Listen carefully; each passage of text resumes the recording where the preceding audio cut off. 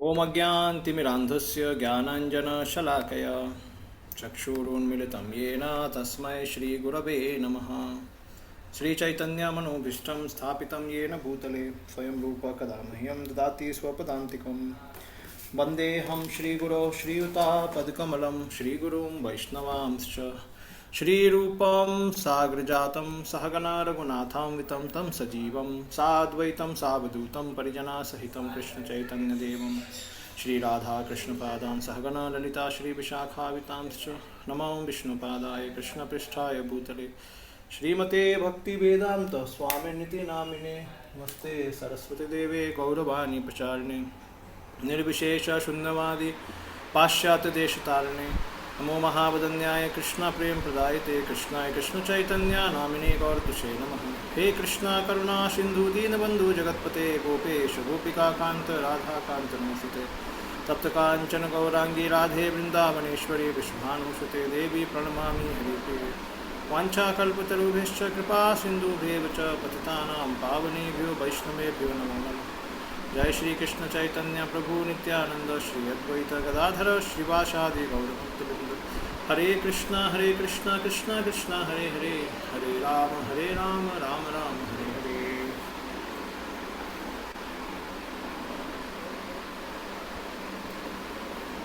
हरे कृष्णा।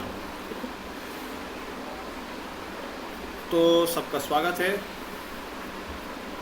आज के सत्र में थोड़ा लेट हो गया, ट्रैवलिंग कर रहे थे इसलिए लेट हो गया।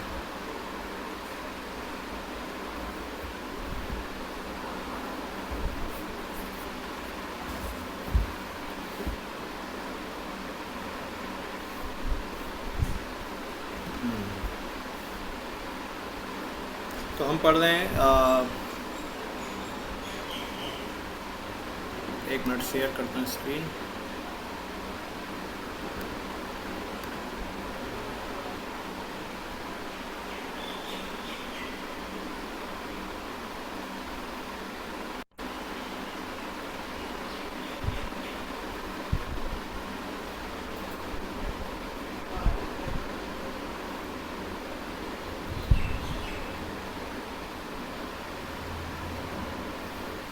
दिख रहा है? ओके।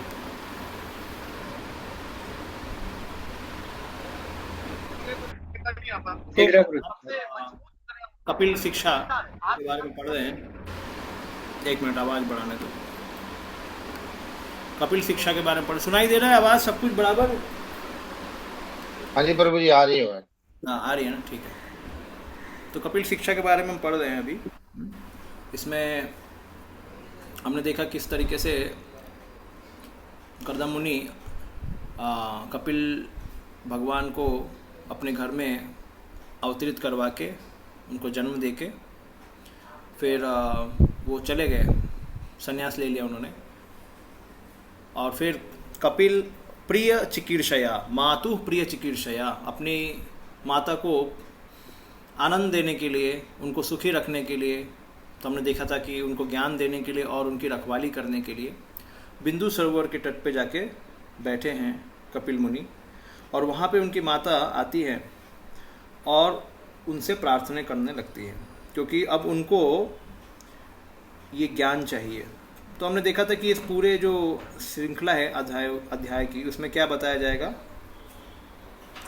उसमें ये बताया जाएगा कि आध्यात्म योग, जिसमें सांख्य योग रहेगा आपका, और योग भी रहेगा और ज्ञान भी रहेगा, इसमें सभी बताया जाएगा। ठीक है,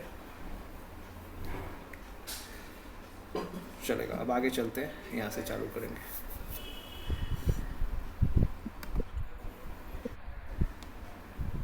तो हम कौन से श्लोक पे थे? 7वां हो हो गया गया था, शायद 8वां होना है। हरे कृष्णा प्रभु जी। हाँ, दंडोत प्रभु जी। यस प्रभु जी, ये मतलब अष्टांग योग है और सांख्य योग है और भक्ति योग है, ये 3 योग कपिल भगवान बता रहे हैं ना? यस यस, ये 3 योग बता रहे हैं, भक्ति योग, सांख्य योग और आध्यात्म योग। उसी को बोला गया है। अध्यात्म मतलब बेसिकली आत्मा का। तो आत्मा का वो बताने वाले हैं। और लास्ट टाइम मैंने, एक मिनट मैं आपको बताता हूँ।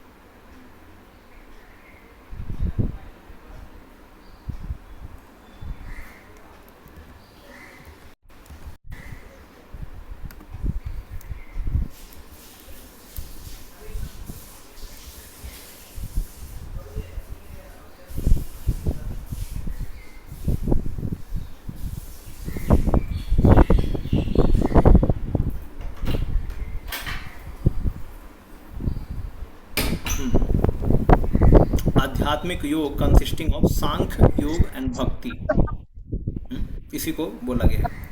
आध्यात्मिक योग कंसिस्टिंग ऑफ सांख्य योग और भक्ति। तो सांख्य बता रहे, सांख्य मतलब ज्ञान, हम्म, और योग मतलब अष्टांग, और भक्ति मतलब, भक्ति तो शुद्ध भक्ति। तो तीन चीज, कौन सा? ज्ञान मार्ग, योग मार्ग और भक्ति मार्ग। ये तीनों को आध्यात्मिक योग बोला गया है। आध्यात्मिक योग मतलब सांख्य योग एंड भक्ति। ठीक है, ये तीनों चीज बता रहे हैं।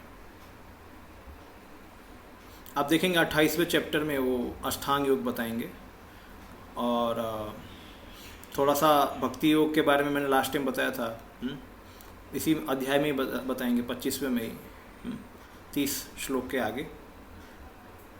और फिर 29वें अध्याय में भी भक्ति के बारे में बताएंगे। और सांख्य तो चालू ही रहेगा, सांख्य तो अभी आपको सांख्य मिलेगा। ठीक है, तो ये बताया, इसको बोलते हैं आध्यात्मिक योग। तो देवाहुति, आप इधर देख सकते हैं नोट्स में, देवहुतिरुवाच निर्विण्णा नितरां भूमन् असद इंद्रिय दर्शनात् येन संभाव्यमानेन प्रपन्नांधम तमः प्रभो। तो निर्विण्णा नितरां, तो उनको बहुत ज़्यादा फ्रस्ट्रेशन हुआ है।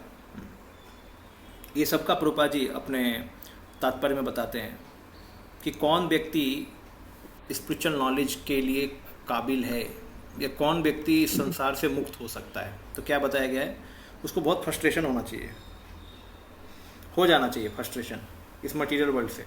अब वैसे तो हमने भक्ति का क्वालिफिकेशन भी सुना है, तो उसमें यद इच्छया, उसमें बताते हैं कि मत कथा श्रवणा, जात श्रद्धा मत कथा दो। तो जात श्रद्धा, मेरे कथा में श्रद्धा आना चाहिए उसको। निर्विण्ण, ना अति निर्विण्ण, ना अति आसक्ता, और निर्विण्ण, ये दो चीज, ज़्यादा आसक्ति भी नहीं और ज़्यादा विरक्ति भी नहीं। ये व्यक्ति किस, तो तीन चीज बताया गया कि मेरे कथा में श्रद्धा होनी चाहिए, जात श्रद्धा मत कथा दो, और दूसरा अनिर्विण्ण, ज़्यादा विरक्ति नहीं, और न अति आसक्त, अति आसक्त भी नहीं। मतलब क्या है, बीच वाला व्यक्ति होना चाहिए कि ज़्यादा ज्ञानी भी नहीं, ज़्यादा एकदम ज्ञान मार्ग में नहीं, और ज़्यादा कर्म में भी ज़्यादा जुड़ा नहीं है। अब इन दोनों को वो यूज़ करेगा भक्ति में, वो हो सकता है, वो एग्जाम्पल सेट करने के लिए। क्योंकि जो भी इस जीवन में रहता है, जैसे हम आत्मा के ज्ञान को यूज करते हैं भक्ति के लिए, है ना, और परमात्मा के ज्ञान को भी यूज करते हैं। वैसे तो भक्ति में ज्ञान मतलब केवल भगवत ज्ञान हो गया अपना, लेकिन फिर भी हम जैसे जप करते करते कभी सोचते हैं हम शरीर नहीं आत्मा है, तो ये ब्रह्म ज्ञान है, लेकिन हम इसको यूज कर रहे हैं किसमें? भक्ति के लिए, अपने मन को कंट्रोल करने के लिए। तो कभी कभी इन सब चीज़ों, लेकिन यूज भी अगर आपने किया तो इससे कवर नहीं होना है। मतलब ये नहीं सोचूंगा तो मेरी भक्ति नहीं होगी, ऐसा नहीं। जैसे कोई ब्रह्मचर्य कर रहा है तो ब्रह्मचर्य नहीं करूँगा तो मेरी भक्ति नहीं होगी। इन द सेंस क्या है, ब्रह्मचर्य करना है लेकिन भक्ति जो है वो ब्रह्मचर्य से ऊपर है। वर्णाश्रम हम क्यों पालन कर रहे हैं, ये वर्णाश्रम के जो भी हम अंशों को पालन कर रहे हैं वही अंशों को पालन कर रहे हैं जो भक्ति में हमें सहयोग देता है। लेकिन भक्ति तो बिना सहयोग के चलनी चाहिए, अप्रतिहता, ठीक है। लेकिन हम लोग वैसा नहीं कर सकते, इसलिए हमें ये मानना है कि भक्ति सबसे सुप्रीम है, वो बिना किसी सहयोग के भी चलना चाहिए। लेकिन हम नहीं कर पा रहे, इसलिए हम इसका सहयोग ले रहे हैं आगे बढ़ने के लिए। तो जीव गोसाई पाद जी बोलते हैं हमें डीटी वर्शिप की आवश्यकता नहीं है, लेकिन फिर भी हमारे पुराने जितने भी जीवनों में, जितने भी जीवन हमने लिए हैं उसमें हमारे बहुत सारे मटीरियल टेंडेंसीज़ हैं, अट्रैक्शंस हैं। वो डीटी वर्शिप में जब भगवान से हम जब आसक्त हो जाते हैं सेवा करके, तो वो टेंडेंसीज़ ख़त्म हो जाती हैं, ताकि हम फिर शांति से बैठ के जप कर पाते हैं। तो इसलिए नहीं तो भागवत धर्म ही काफ़ी है, केवल श्रवणम कीर्तनम ही काफ़ी है, फिर डीटी वर्शिप क्यों है, ये इसीलिए बताया जाता है। हम क्लीननेस में नहीं रहते हैं, हम सुबह नहीं उठेंगे, भगवान नहीं रहेंगे तो उनकी सेवा करने के लिए नहीं उठेंगे, तो ये सब चीज़ें हैं। तो हमारे बहुत सारे आसक्तियाँ रहती हैं पुराने जन्मों से, उसको एक हैंडल करने के लिए ये सब चीज़ें रखा गया, ठीक है। तो ओके, तो निर्विण्ण नितराम, निर्विण्णा नितराम भूमन असद इंद्रिया। तो दो चीज़ बताया गया है कि नितराम, निर्विण्ण नितराम, बहुत ज़्यादा फ्रस्ट्रेशन किसको हो रहा है, देवहूति बोल रही है। ये कोई तो अपने को म्यूट करिए, अनम्यूटेड है, हाँ आपका आवाज़ आ रहा है। फिर आगे, भूमन असद इंद्रिया तर्शनात्, तो बहुत ज़्यादा एजिटेशन प्रोड्यूस्ड बाय असत इंद्रियां। तो तर्शनात् मतलब कर्षण, कर्षण भी होता है, कर्षणा मतलब उसके साथ कर्षण करना, हाँ, घमासान, उसके साथ युद्ध करना। तो ये इंद्रियां हमको तड़पा रही हैं, हमेशा हमारे अंदर एक असंतुष्टि को जन्म देती हैं और हमसे कार्य कराती हैं अपनी संतुष्टि के लिए।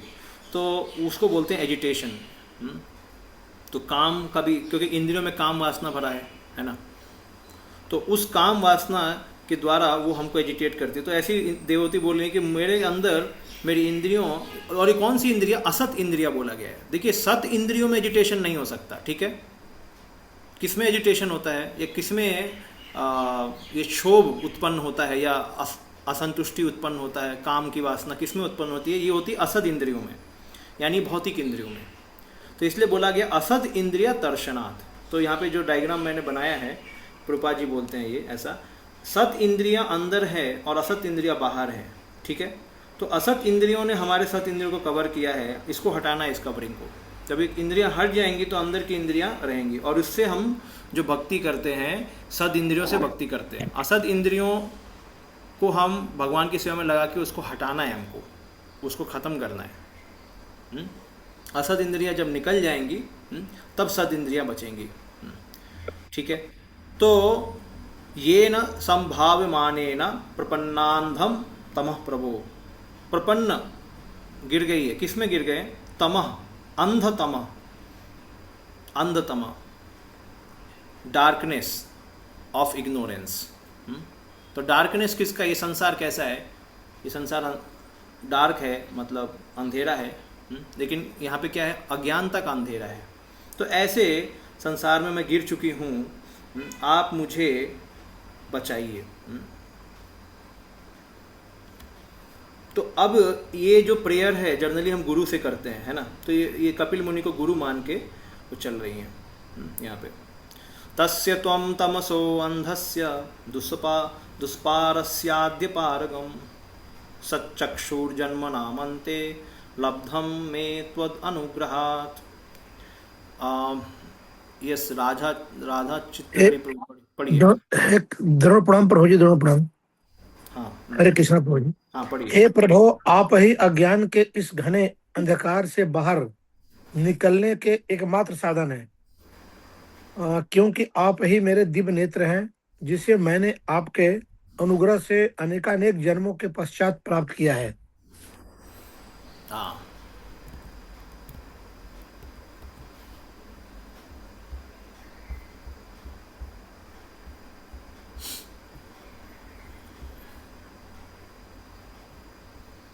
तो अब इसमें आप देख सकते हैं, तस्य त्वं तमसो अंधस्य, इस तमस के अंधकार ने, डार्कनेस ऑफ इग्नोरेंस, तो तमस मतलब अज्ञानता, उसने, अज्ञानता ने एक अंधकार क्रिएट किया है और उसको पार कर पाना बहुत ही मुश्किल है।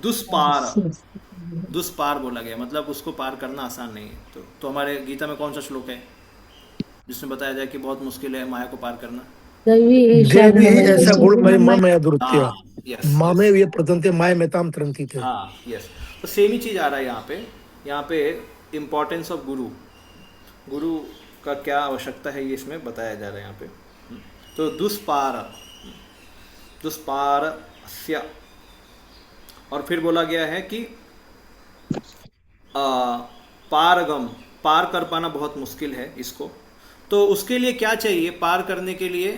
तो ऊपर ही हमने देखा कि थोड़ा सा हिंट दिया था कि हमारी जो इंद्रियां हैं बहुत ही एजिटेटेड हैं, और उसमें काफ़ी डिस्कस किया था वो लास्ट टाइम हमने डिस्कस किया था कि भौतिक इंद्रियां कुलुषित हैं क्योंकि उन्हें भोग की इच्छा है, ये लिखा है ना यहाँ पे। और आत्मा क्या है? शुद्ध है। आत्मा शुद्ध है लेकिन वो भौतिक इंद्रियों के द्वारा कुलुषित कर दिया गया है, ठीक है। और ये कहाँ का है? ठीक है, अच्छा ये ऊपर, ठीक है, एक मिनट, नीचे चलो। तो हरे कृष्णा, कौन बोलना चालू कर दिया? ये अपने को म्यूट करिए।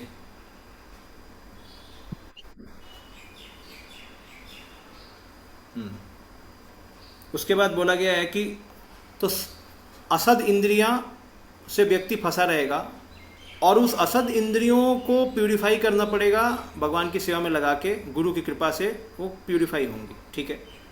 और फिर सद इंद्रियां रहेंगी तो फिर हम भगवान की जो भक्ति है उसमें पूर्ण रूप से हम लग सकते हैं। प्रभुपाद बोलते हैं परफेक्शन ऑफ डिवोशन सर्विस उसको बोलते हैं, जब हमारी इंद्रियां एकदम सत इंद्रियां हो जाती है।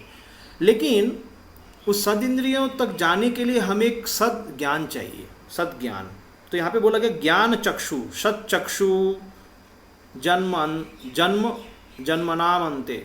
तो कई जन्मों से हमारी जो चक्षु है कैसा है? अज्ञान में पड़ा हुआ है। तो ये बोल रही हैं कि आप ही मेरे, हे गुरुदेव और कपिल देव, आप ही मेरे ज्ञान चक्षु हैं, आप ही मेरे सत चक्षु हैं। लब्धम में त्व अनुग्रहात्, और ये मैं आपकी कृपा से ही प्राप्त कर रही हूँ। मतलब आप अपने को मेरी आंखें बना रहे हैं, या बेसिकली इसको समझना है तो आप मुझे ज्ञान दे रहे हैं। उस ज्ञान से मैं अब इस संसार को देखूंगी, तब जाके मैं यहाँ से, मेरी इंद्रियां शुद्ध हो जाएंगी और मैं यहाँ से निकल सकती हूँ। तमसो अंधस्य दुष्पार, बहुत मुश्किल है पार करना, लेकिन उसके लिए सत चक्षु जब मिल जाएगा तो आपके अनुग्रह से पार हो सकता है।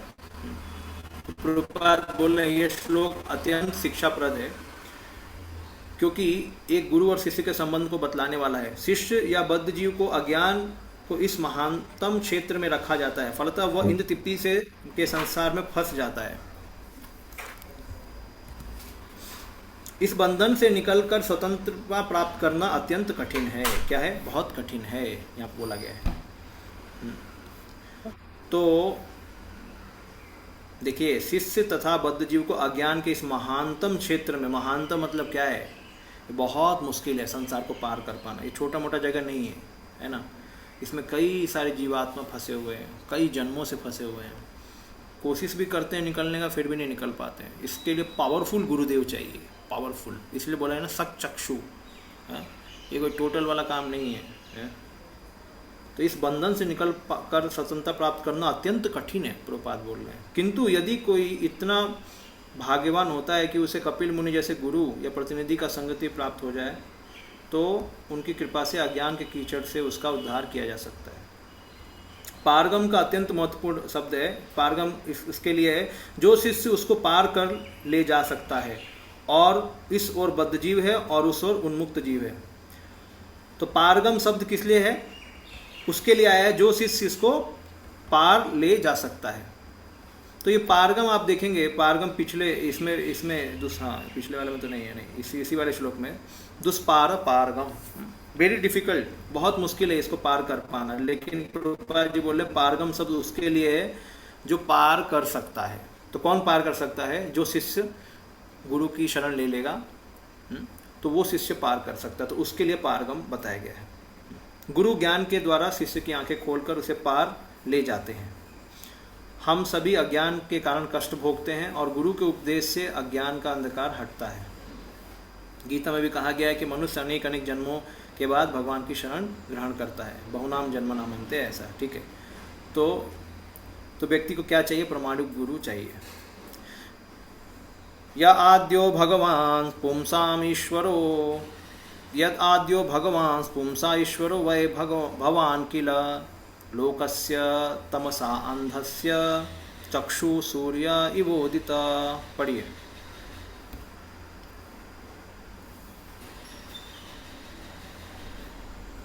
आप श्री भगवान हैं जो समस्त जीवों के मूल तथा परमेश्वर हैं।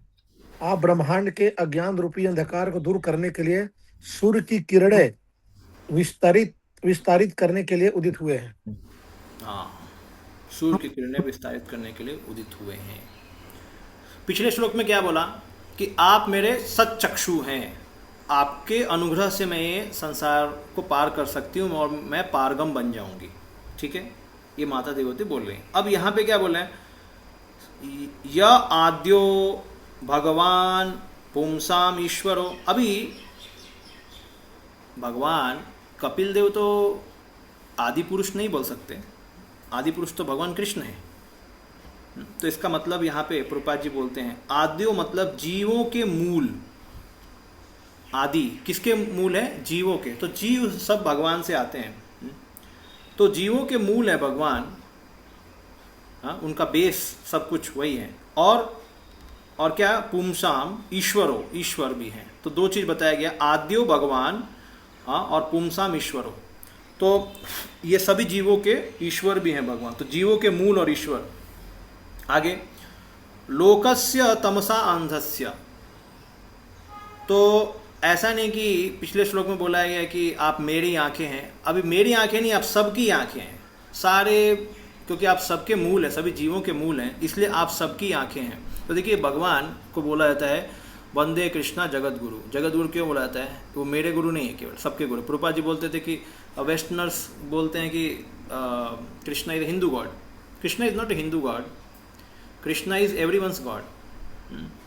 कृष्ण सबके भगवान है। तो यहाँ पे बताया गया कि लोकस्य, सभी लोकों के, वो क्या? चक्षु हैं।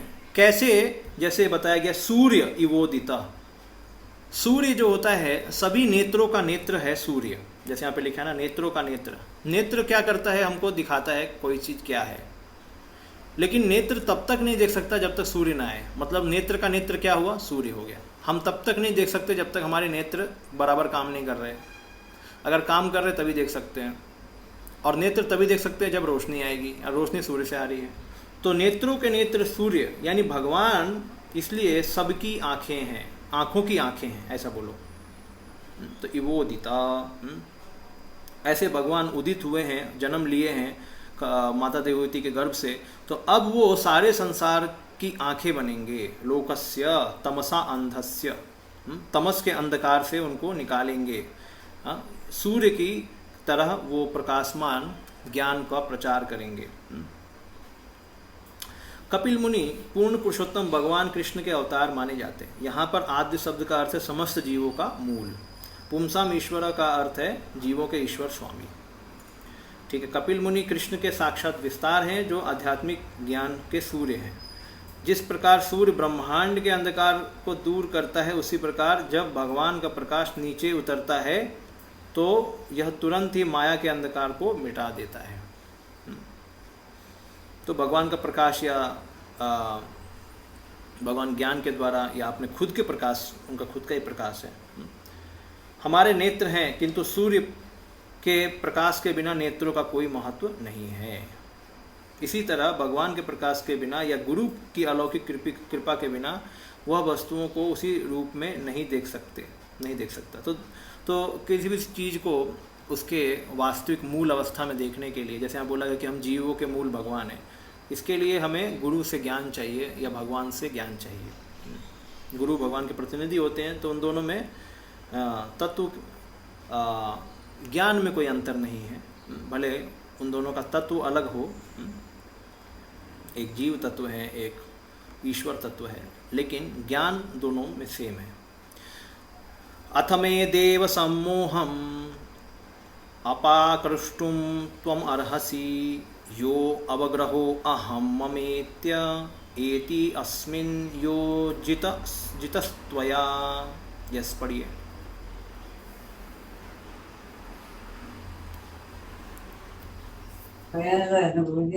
मेरे महा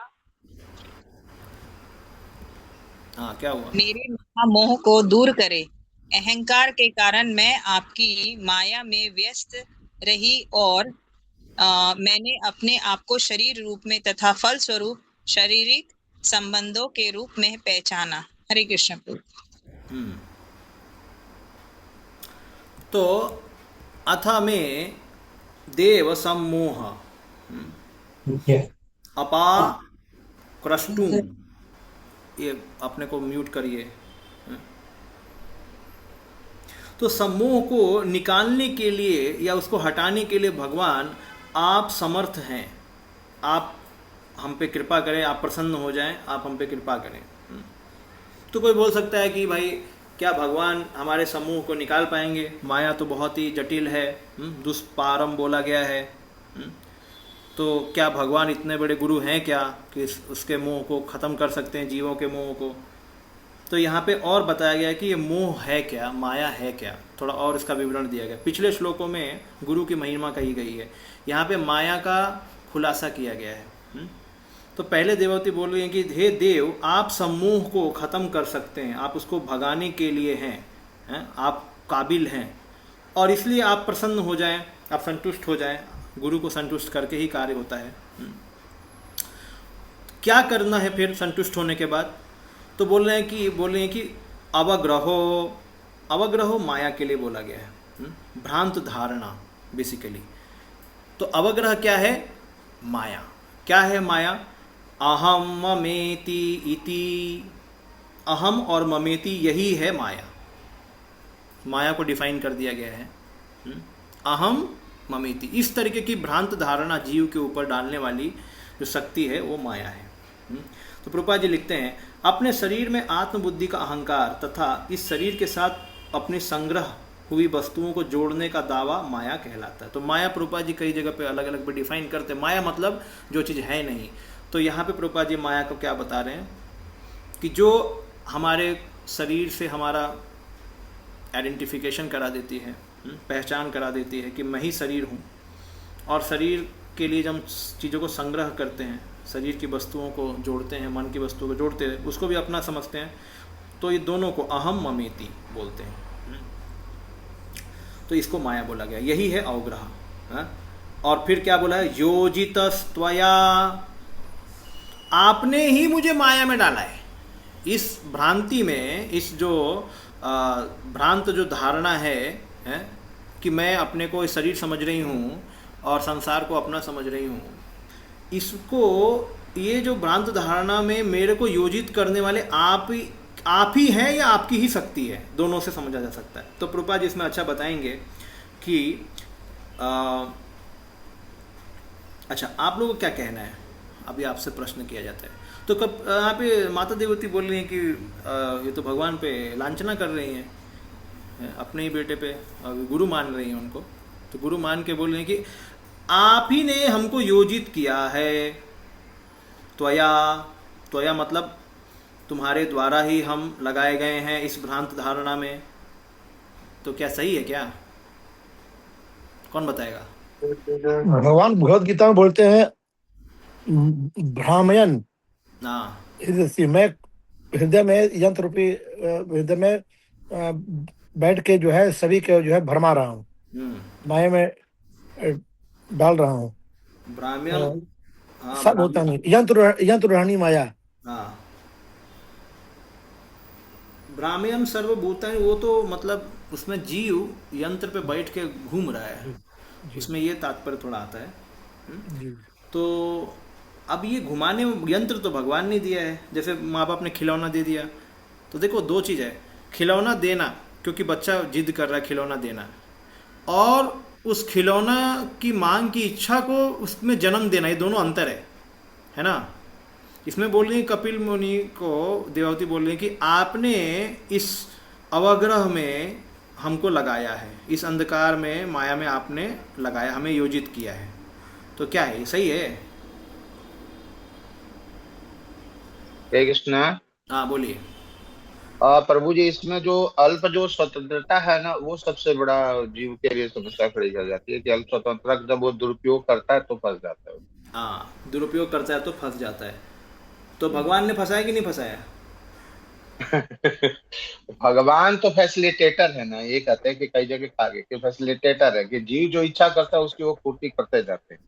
हाँ ठीक है, ऐसे। चलो अच्छा है। चलिए प्रभुपाद बताएंगे इसमें।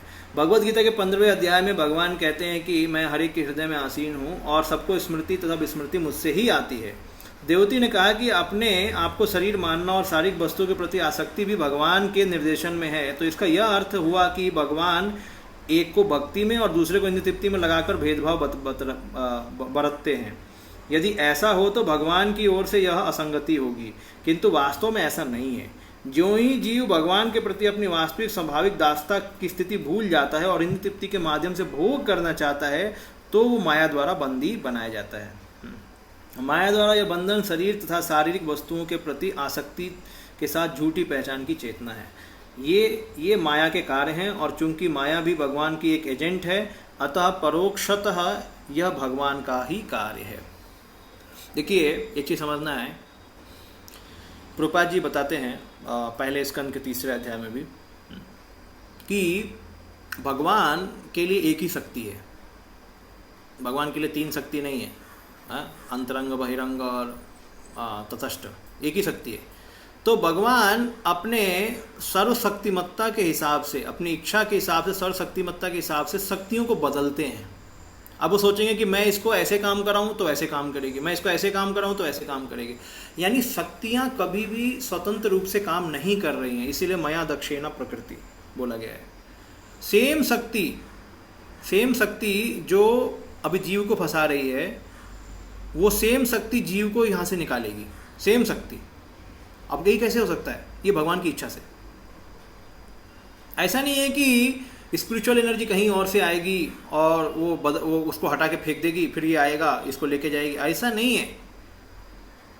कृष्ण के लिए एक ही शक्ति है, वो सेम शक्ति। प्रभुपाद जी बताते हैं, जैसे इंजीनियर, आपने कितनी बार एग्जांपल पढ़ा होगा, इंजीनियर सेम इलेक्ट्रिसिटी को कभी हीटर में गर्मी के रूप में यूज कर रहा है और फ्रिज में उसे ठंडी प्रोड्यूस करने के लिए यूज कर रहा है, सेम शक्ति को। प्रभुपाद जी बताते हैं कि भगवान के लिए एक ही शक्ति है। तो उनके ओमनीपोटेंस या उनकी सर्वशक्तिमत्ता के हिसाब से शक्ति काम करती है। एक जगह भगवान चाहते हैं कि मैं जीवों को बुद्धू बनाऊं, माया में रखूं, तो उसी शक्ति को यूज करके बुद्धू बनाते हैं। भगवान ने देखा कि अब ये जीव तपस्या, 2 चीज़, प्रायश्चित कर रहा है और साथ ही साथ रिपेंटेंस एंड पेनांस। तो रिपेंटेंस का मतलब क्या है? पश्चाताप, और पेनांस मतलब प्रायश्चित करना या कोई तपस्या करना। तो जो व्यक्ति भक्ति कर रहा है और साथ ही साथ अपने फॉलन कंडीशन को, अपने गिरे हुए स्थिति को समझता है, भगवान से माफ़ी मांगता है, उनकी शरण में रहता है, ये दोनों चीज़, भक्ति भी करता है और साथ ही साथ अपने गिरे हुए कंडीशन पे हमेशा लेमेंट करता है, भगवान की शरण में रहता है, तो उस व्यक्ति के लिए क्या होगा कि ये जो माया है, जो उसको पहले तड़पा रही थी, अब वो माया उसको भगवान की भक्ति में आगे बढ़ने के लिए मदद करेगी, सेम माया। ठीक है, प्रभुपाद जी बताते हैं।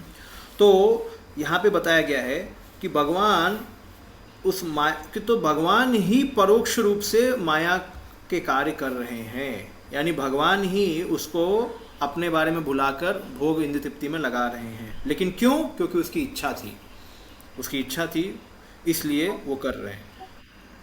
तो अब वो इच्छा किसने दिया? नहीं, वो हम नहीं बोलेंगे, वो हम नहीं बोल सकते। अगर वो बोलेंगे वो इच्छा ही भगवान ने प्रोड्यूस किया, तब तो भाई गड़बड़ हो गया। नहीं, क्योंकि अगर भगवान ने इच्छा प्रोड्यूस किया होता है तो यहाँ पे असंगति हो गई ना। यहाँ बोला गया ना कि एक को भगवान भक्ति में लगा रहे हैं और एक को भगवान भोग में लगा रहे हैं, तो ये असंगति हो गई। तो इसलिए भगवान हमें एक लिटिल इंडिपेंडेंस देते हैं हमारा एक क्षणिक स्वतंत्रता है कि हम डिसाइड करें हमें क्या करना है? तो उस स्वतंत्रता का हम जब दुरुपयोग करते हैं तो फिर भगवान हमें भोग में लगाते हैं अपनी शक्ति के द्वारा। तो भगवान दयालु हैं, और यदि कोई उन्हें भूलकर इस भौतिक जगत का सुख उपभोग करना चाहता है तो वो उसकी पूरी छूट प्रत्यक्ष रूप से नहीं अपितु अपनी भौतिक शक्ति के माध्यम से मिलती है। प्रत्यक्ष रूप से भगवान नहीं देते, मतलब अपने धाम में छूट नहीं देते। वो भगवान बोलते हैं कि तुम मेरे को पहले भूल जाओ, क्योंकि मैं, जैसे मान लो एक पिता है, डायरेक्टली बच्चे को थप्पड़ मारेगा तो उसको, बच्चे को नेगेटिविटी हो जाएगा पिता से, है ना, मतलब बार बार लगाएगा तो नेगेटिविटी हो जाएगा। मैंने कई बच्चों को देखा है कि वो अपने पिता के बारे में बहुत नेगेटिव बात करते हैं, माँ के सामने बोलेंगे। क्यों? क्योंकि पिता बहुत ही अगर क्रूर हो जाते हैं बच्चे के सामने तो हमेशा बच्चा उनके बारे में गलत बोलता है। लेकिन वहीं पे अगर कोई दूसरा कोई आके मारेगा तो वो पिता के ऊपर उसका वो नहीं होगा। तो भगवान को पता है कि अभी जीवात्मा भोग करना चाहता है, हम कितने जन्म तक इसको थप्पड़ मारूंगा डायरेक्ट परोक्ष रूप से, तो वो नहीं मार, अप्रत्यक्ष रूप से, प्रत्यक्ष रूप से नहीं कर सकते भगवान। तो फिर भगवान परोक्ष रूप से, मतलब छिप के माया के द्वारा वो लगाते हैं, ताकि जीवात्मा को भगवान से ही प्रेम करना है। अब देखिएगा कि भगवान के हाथ में एक थप्पड़ है और एक भगवान के हाथ में लड्डू है, थप्पड़ मारने वाले लड्डू मारे, तो जीवात्मा बोलेगा आप ही खा लो लड्डू, मेरे को नहीं आना आपके पास। आऊँगा तो थप्पड़ मारोगे और फिर बाद में लड्डू खिलाओगे।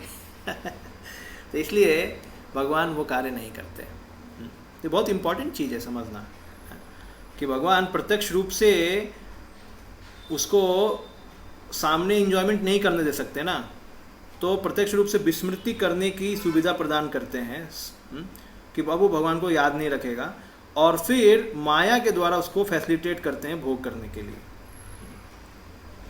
देवती ने कहा कि इंद्र तृप्ति में मेरी व्यस्तता का कारण आप ही थे, अब मुझे इस बंधन से मुक्त करें। अब देखिए एक और बहुत इंपॉर्टेंट है, ईश्वर की कृपा से मनुष्य को इस भौतिक जगत का भोग करने की अनुमति प्राप्त होती है, किंतु जब तक भौतिक सुख से उबकर हताश हो, जब वह भौतिक सुख से उबकर हताश होता है और जब वो निष्ठापूर्वक भगवान के चरणों में आत्मसमर्पण कर देता है, तो ईश्वर सदैव होने के कारण उसे बंधन से मुक्त करते हैं। तो बंधन से मुक्त करने का ये फॉर्मूला है, क्या है? माया से मुक्ति, उबकर हताश हो जाना और पूर्ण रूप से शरणागत हो जाना। उब कर हताश हो जाना, ये बात सही है, क्योंकि हम अपने जीवन में भी देख सकते हैं कि हमें भक्ति में कोई प्रॉब्लम नहीं है, मतलब क्या है, मतलब भगवान का नाम जपना ये सब में, लेकिन हमारा प्रॉब्लम किस में? इंद्र तृप्ति में प्रॉब्लम है। हमारा विश्वास हमेशा इंद्र तृप्ति में ऊपर नीचे होता रहता है। कभी हम सोचते हैं कि ये बिल्कुल बेकार है, बाद में सोचते हैं थोड़ा भोग लेते हैं, थोड़ा एंजॉय कर लेते हैं, तो ये हमेशा ऊपर नीचे होता रहता है। तो हम ऊब नहीं पा रहे हैं, we are not getting frustrated. तो इसलिए ऊपर बोला है ना, अभी देवाहुति ऊब चुकी हैं, निर्विण्णाम नितराम, बोला मैं बहुत ऊब चुकी हूँ, मेरे को नहीं चाहिए, असद इंद्रिया तर्शनात्। और फिर वो इनकी शेल्टर भी ले रही हैं, अगले श्लोक में बोलेंगी शरण्यम, मैं आपकी शेल्टर, आप शरण लेने वाले हैं, शरण देने वाले हैं, तो मैं आपकी शरण ले रही हूँ। तो शरण भी लेना है, भक्ति करके शरण लेना है, और विरक्ति भी दिखाना है, मतलब भौतिक सुख से उब जाना है। विषय छाड़िया कबे सुध बेमाना, कबे हम हेरी श्री वृंदावन। गीता में 7वें अध्याय में भी भगवान ज्ञानी को श्रेष्ठ मानते हैं चारों में। जो कर्म मिश्र भक्ति है या ज्ञान मिश्र भक्त है, उसमें ज्ञानी को श्रेष्ठ क्यों मानते हैं? क्योंकि वो निष्काम है, इसलिए उसको श्रेष्ठ मानते। तो निष्काम का ये है फायदा कि वो व्यक्ति भगवान के से कोई मटेरियल बेनिफिट के लिए उनके पास नहीं आया है, ये उसका क्वालिफिकेशन है, और वो केवल भगवान की भक्ति करना चाहता है। थोड़ा सा ज्ञान का मिश्रण है, लेकिन कर्म मिश्र भक्तों में क्या है, वो भगवान के पास आए तो किस कर्म के फलों को भोगना चाहते हैं, है ना, भक्ति भी करना चाहते हैं लेकिन कर्म के फल को भोगना भी चाहते हैं। तो इसलिए वो ऊबे नहीं है, अभी तक फ्रस्ट्रेट नहीं हुए, लेकिन ज्ञानी फ्रस्ट्रेट हो गया। इसलिए भगवान बोलते हैं ज्ञानी एकदम मेरे जैसा है, एकदम मेरे जैसा निष्काम है। तो भगवद्गीता में श्री कृष्ण कहते हैं कि सबसे पहले मेरी शरण में आ जाओ, तब तुम्हारा दायित्व मैं ले लूँगा, और मैं तुम्हें समस्त पाप कर्मों के फल से मुक्त भी कर दूंगा। ये भगवान कौन से श्लोक? सर्वधर्मान परित्यज्य, हाँ वो वाला श्लोक है। ठीक प्रभु जी, एक मेरा छोटा सा कहना है कि कैसे हम लोग को जो है कैसे फ्रस्ट्रेशन आवे और हम लोग कैसे उबे। यहाँ तो उबने का नाम नहीं है, कोई फार्मूला है विशेष कैसे जब बताएं जो हम उब जाए। Okay okay. तो ज़्यादा भी हम नहीं। कैसे उबे, मतलब हमारे पास खूब लक्ष्मी आ रही, धन दौलत आ रहा, घर हाँ। परिवार सब कुछ है, और हम भक्ति भी कर रहे हैं और उधर भी है, दोनों तरफ हम चल रहे हैं। हाँ, करेक्ट, सही है। तो यहाँ पे बोला गया है उबना। देखिए भक्ति में सबसे इम्पोर्टेंट क्या है? साधु संग, साधु संग। साधु संगों के बीच में श्रवण कर करके ये हमारे अंदर विश्वास आ जाएगा। हमारा प्रोसेस ज्ञान मार्ग तो नहीं है कि हम स्पेकुलेट करें और समझें, या तपस्या करें समझें, नहीं। तपस्या से भी आप नहीं समझोगे। बड़े बड़े तपस्वी सब तपस्या करके भी उनको लगता है भोग कर लेना चाहिए। तो गुरु जब अब देवहूति माता कपिल मुनि से कुछ पूछ रही हैं कि मैं ऊब चुकी हूँ, क्योंकि उनको बहुत बड़े महाभागवत का संग मिला। कपिल मुनि नहीं, कर्दम मुनि का संग मिला। उनके पिता भी बहुत स्वयंभू मनु महाभागवत थे। उनका पूरा फैमिली महाभागवत है ना, और उनके पति भी महाभागवत। बेटा तो भगवान ही है। तो आप देख सकते हैं उनका संग बहुत अच्छा है। तो संग से बहुत ही महत्वपूर्ण है, संग बहुत ही महत्वपूर्ण है। अगर हमारे अंदर वैराग्य नहीं जागता है तो हम इस संग को छोड़ना नहीं चाहिए, संग को बरकरार रखना चाहिए, बढ़ाते रहना चाहिए। तो ताकि वो अग्नि इतनी जलनी चालू हो जाए कि संग जहाँ पे भी नहीं है, हम उस संग में जो डिस्कशन हो रहा था उसको याद करते रहें, सचेत रहें। ये जो भौतिक शरीर और ये सूक्ष्म शरीर, भौतिक शरीर में स्थूल और सूक्ष्म जो शरीर है, ये वास्तव में एक कल्पना है ना, ये वास्तविक नहीं है। हम अपने को एक ढांचा है को अपना समझ रहे हैं। तो इस मोह से बाहर आना कितनी बार भी सुनने के बाद आसान नहीं हो पाता, क्योंकि हमारा श्रवणम और कीर्तनम उतना परफेक्ट नहीं हुआ है। अपराध हो जाने के कारण से बहुत सारे अपराध हो जाते हैं हमसे। हम सुन तो रहे हैं लेकिन अपराध हो जाने के कारण से वो परफेक्ट नहीं होता। तो इसको कंटिन्यू करना ताकि अपराध क्षय हो जाए और फिर हम अपनी भक्ति में जो हम श्रवण कर रहे हैं वो हमारे में चिपक जाए एकदम। तो इसलिए श्रवण करना बहुत ही महत्वपूर्ण है। और खास करके प्रभुपाद जी बोलते हैं शुद्ध भक्तों से श्रवण करना, 100% शुद्ध भक्तों से।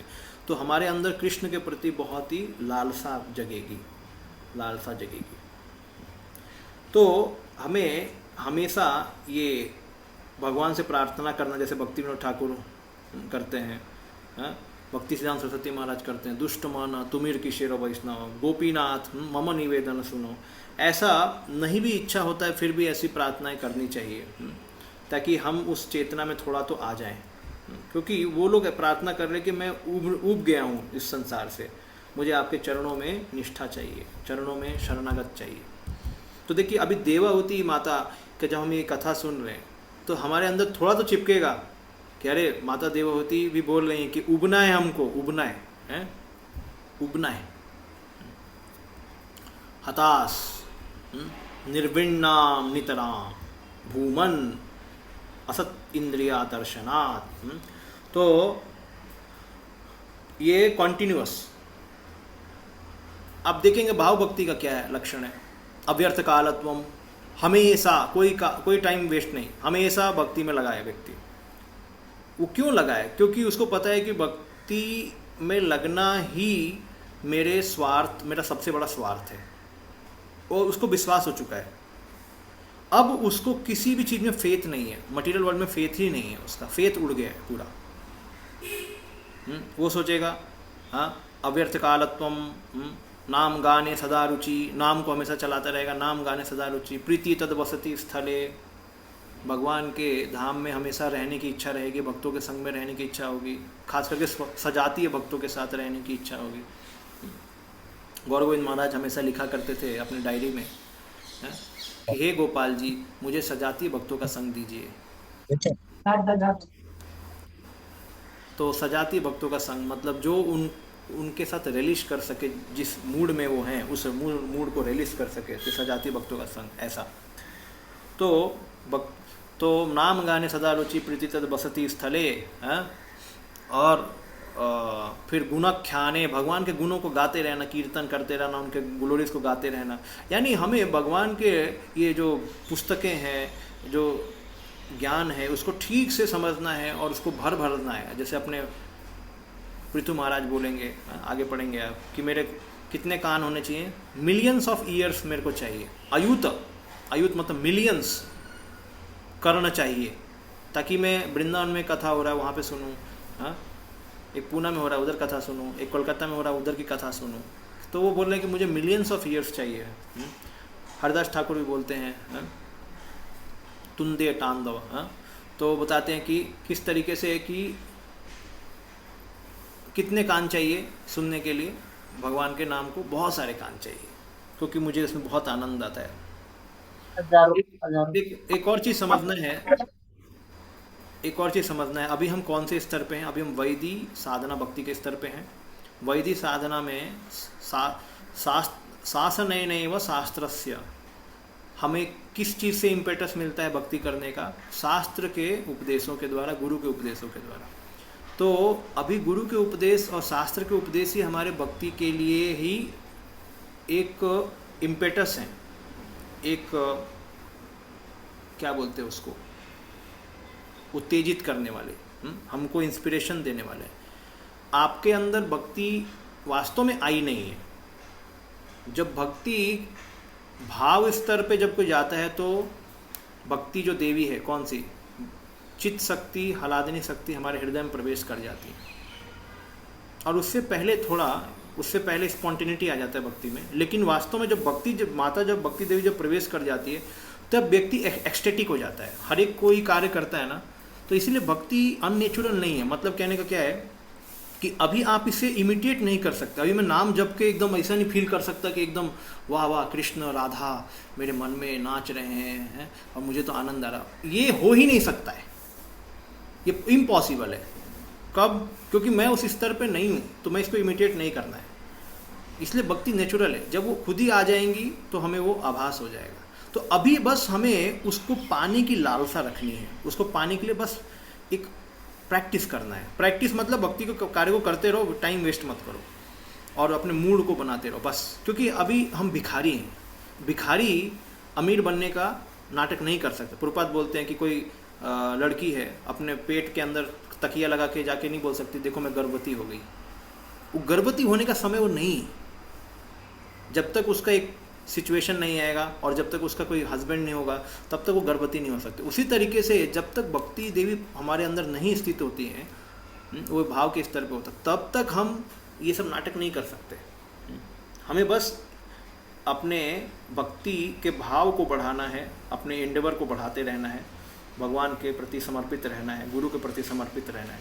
क्योंकि साधना भक्ति के एंड में भाव भक्ति आती है, और भक्ति रसम सिंधु के हिसाब से वो सुदुर्लभा बोला गया है। सुदुर्लभा क्यों? क्योंकि वो मिल जाने के बाद, अरे ऐसी भक्ति तो यदुओं के पास भी नहीं थी। ऐसी भक्ति तो केवल पांडव ही कर पाए, जिसमें भगवान एकदम उनके घर में बिस्तर पे लेटे रहते थे, कभी भी कुछ भी खाएंगे पी लेंगे, उनके नौकर बन के जाएंगे। लेकिन यदुओं को भी ऐसी भक्ति नहीं दिया भगवान ने, जिसमें भगवान उनके साथ फॉर्मल बिहेव करते थे यदुओं के साथ, लेकिन इतना इनफॉर्मल भगवान जैसे पांडवों के साथ बिहेव कर रहे थे, क्योंकि उनको वो भक्ति दे चुके थे।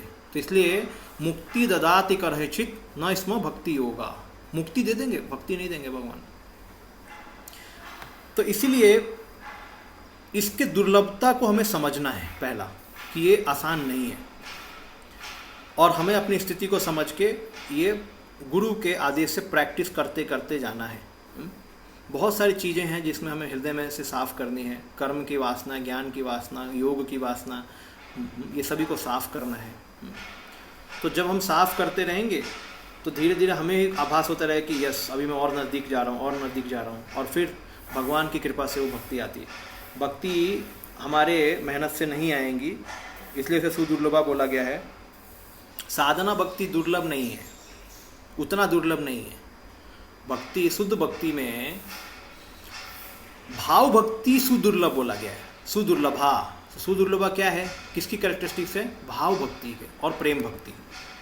प्रेम और भाव भक्ति सुदुर्लभा बोला गया है, लेकिन साधना भक्ति को नहीं बोला गया। साधना भक्ति में तो दो आता है, क्लेशाग्नि शुभदा, सुदुर्लभा नहीं आता है।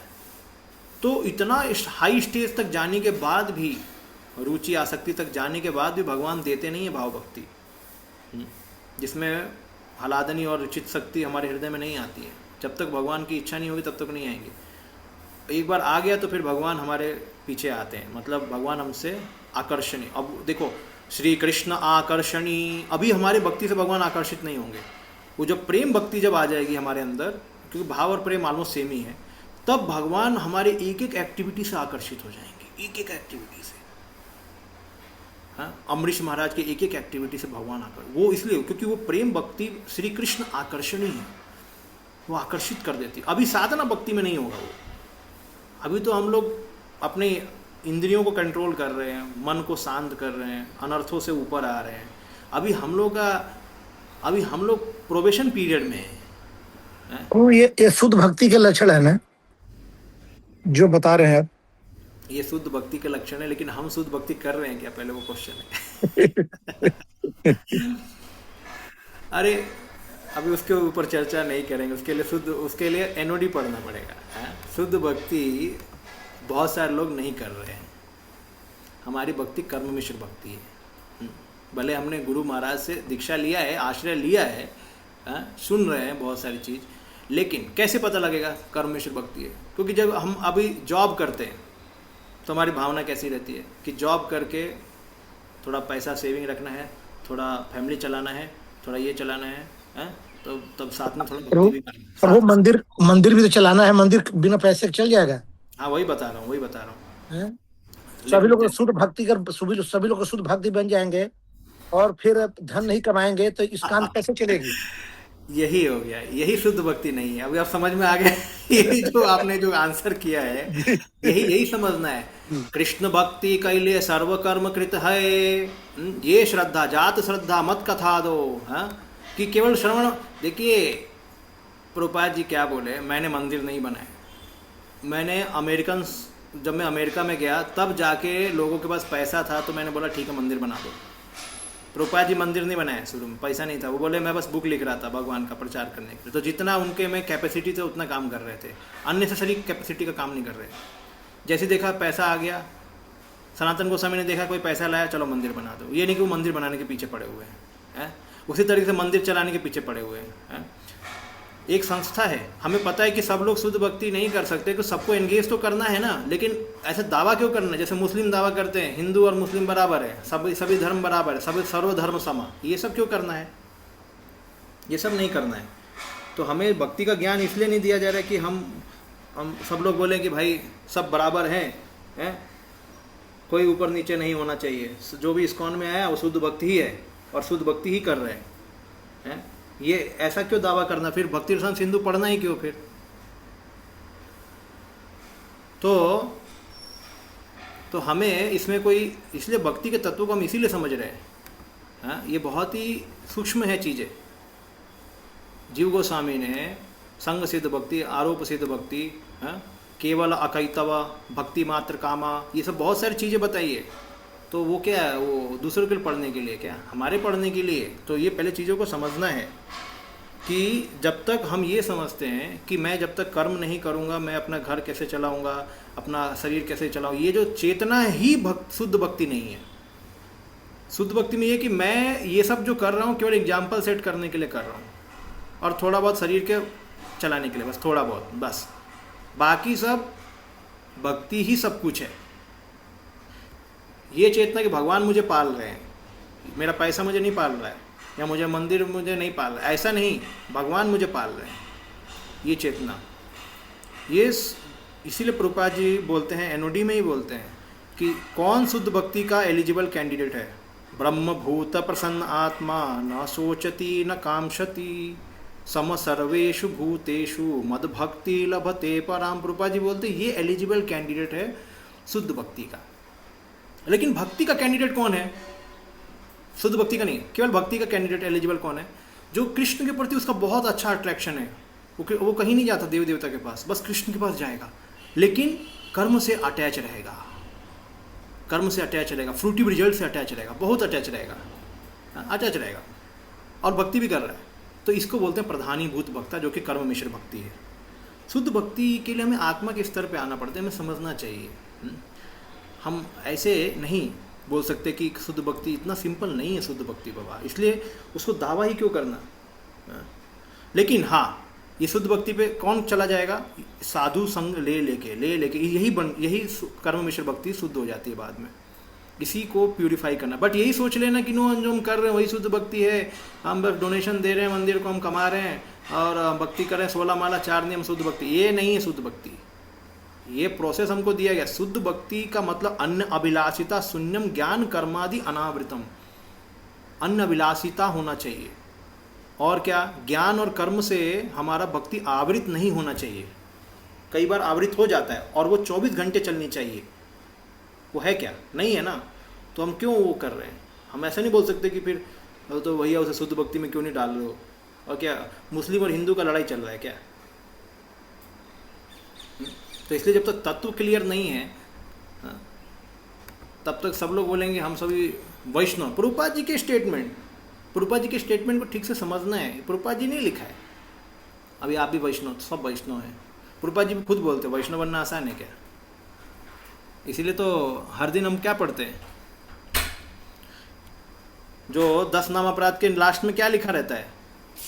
If you claim yourself to be Vaishnava, claim क्या बोला गया है? अगर तुम अपने को वैष्णव क्लेम करते हो, मानते हो, तो 10 नाम अपराधों से मुक्ति पाओ। बोला है कि नहीं? अभी कोई ऐसा बोलना चाहिए क्या कि one who claims himself to Vaishnava must carefully guard against all this offenses in order to quickly achieve desired success Krishna prem. ये स्टेटमेंट ही गलत है। One who claims himself to Vaishnava, इसका मतलब क्या है? हम वैष्णव बने नहीं हैं। अगर आप अपने को वैष्णव मानते हो तो आपको अपराधों के प्रति सचेत बहुत रहना पड़ेगा। वन हु क्लेम्स बोला है ना, क्लेम्स, नहीं तो ये बोलते हैं ना कि one who is a Vaishnava. Claims क्यों बोला है? प्रभुपाद जी के एक वर्ड बहुत इंपॉर्टेंट है।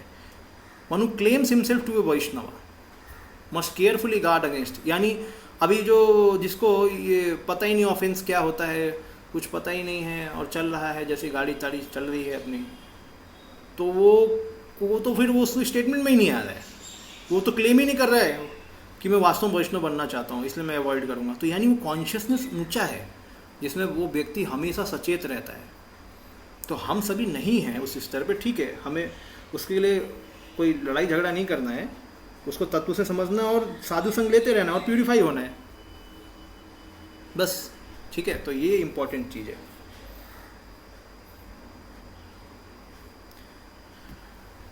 ठीक, आगे चलते हैं। तो आगे भगवद गीता में कहा है कि सबसे पहले मेरी शरण में आ जाओ, तब तुम्हारा दायित्व मैं उठा लूंगा और तुम्हारे समस्त पाप कर्मों के फल से मुक्त कर दूंगा। पाप कर्म में वे कर्म हैं। अभी देखो प्रभुपाद जी क्या बोलते हैं, बहुत सिंपल। अभी कोई बोलेगा भाई पवित्र कर्म को पाप कर्म बोला गया है, यहाँ प्रभुपाद जी बोल रहे हैं भौतिक सुख को प्राप्त करने के लिए किए गए पवित्र कर्म को पाप कर्म माना गया है। ये देखो, ये तो उल्टा ही है। पाप कर्म तो वो होते हैं जो व्यक्ति पाप करता है सुख लेने के लिए, लेकिन यहाँ प्रभुपाद जी बोल रहे हैं जो पवित्र भौतिक सुख के लिए जिन कर्मों को पवित्र माना जाता है वे सभी पाप पूर्ण हैं। अब देखो, अभी मैं ऑनेस्टली पैसा कमा रहा हूँ, तो कोई बोलेगा मैं ऑनेस्टली काम कर रहा हूँ तो क्या पाप है? प्रभुपाद जी बोल रहे वही पाप है, क्योंकि हमारा इच्छा क्या है? भौतिक सुख, इसलिए उसे पाप बोल दिया गया। तो उदाहरण था, कभी कोई मनुष्य किसी गरजमंद व्यक्ति को इस दृष्टि से दान देता है कि बदले में उसे 4 गुना अधिक धन मिलेगा। लाभ के उद्देश्य से किया गया दान रजोगुणी दान होता है। यहाँ जो भी कर्म किया जाता है वह भौतिक प्रकृति के गुणों के अधीन रहकर किया जाता है। फलतः भगवान की सेवा के अतिरिक्त सारे कार्य क्या है? पापपूर्ण है। तो प्रभुपाद जी बोले सारे कार्य पापपूर्ण हैं, इसीलिए इन पापों से मुक्ति। येषां तो अंतगतम पापाम जनानाम पुण्य कर्मणाम, तो वो पुण्य कर्म भक्ति उन्मुख पुण्य है। नहीं तो ये वाले पुण्य अगर होंगे तो यहाँ पे तो पाप बोला गया उसको, तो कैसे पुण्य बोला गया उसको? वो पुण्य कौन से? भक्ति वाले कार्य हैं, ये नहीं कि ये संसार का पुण्य करके, क्योंकि संसार के पुण्य के पीछे व्यक्ति का भोग की इच्छा रहती है। तो यहाँ पे देखो साइड में क्या लिखा गया, माया से मुक्त होने के लिए एक तो उबना चाहिए और दूसरा शरणागत होना चाहिए, ये हमने ऊपर पढ़ लिया। दूसरा भौतिक पुण्य कार्य से जनित अहंकार, मैं और मेरा। तो ये प्रभुपाद जी लिख रहे हैं। क्यों? ये कैसे पाप कर्म माने जाते हैं? भौतिक पुण्य। पाप कर्मों के कारण हम भौतिक आसक्ति द्वारा मोहित होते रहते हैं, और मैं शरीर हूँ और मैं शरीर को स्व और शारीरिक संपत्ति को मेरा सोचता हूँ, यानी उससे जनित अहंकार होता है। कोई पाप करता है उससे भी आता है, और कोई पुण्य भी करता है तो वो प्राउड हो जाता है, वो भी एक तरीके से भोग की इच्छा रखता है, इसलिए उसको भी क्या बोला गया है? वो पाप कर रहा है। ठीक है, तो ये है एक्चुअली। तो अभी जो ऊपर बोला था, क्या ऊपर बोला था? ये बोला था ऊपर कि माया क्या है? अहम और ममेति को माया बोला गया है। ठीक है, अहम और ममेति को माया बोला गया है। तो ये अहम ममेति कहाँ से आ रहा है? प्रभुपाद बोले पाप करने से आ रहा है। कौन से पाप करने? भोग की इच्छा है जीव की, इसलिए कोई भी पुण्य काम भी करता है तो पापी है वो। तो इसके कारण से उसका अहम और ममेति जा नहीं रहा। इसका मतलब हमें पुण्य कार्यों में भी अपनी आसक्ति हटा देनी पड़ेगी। इसीलिए जो अभी आप बोल रहे थे ना कि प्रभु जी ये नहीं करेंगे तो कैसे जीवन चलेगा, ये भी पुण्य से ही सोचा है, ये पुण्य के ही थॉट्स हैं,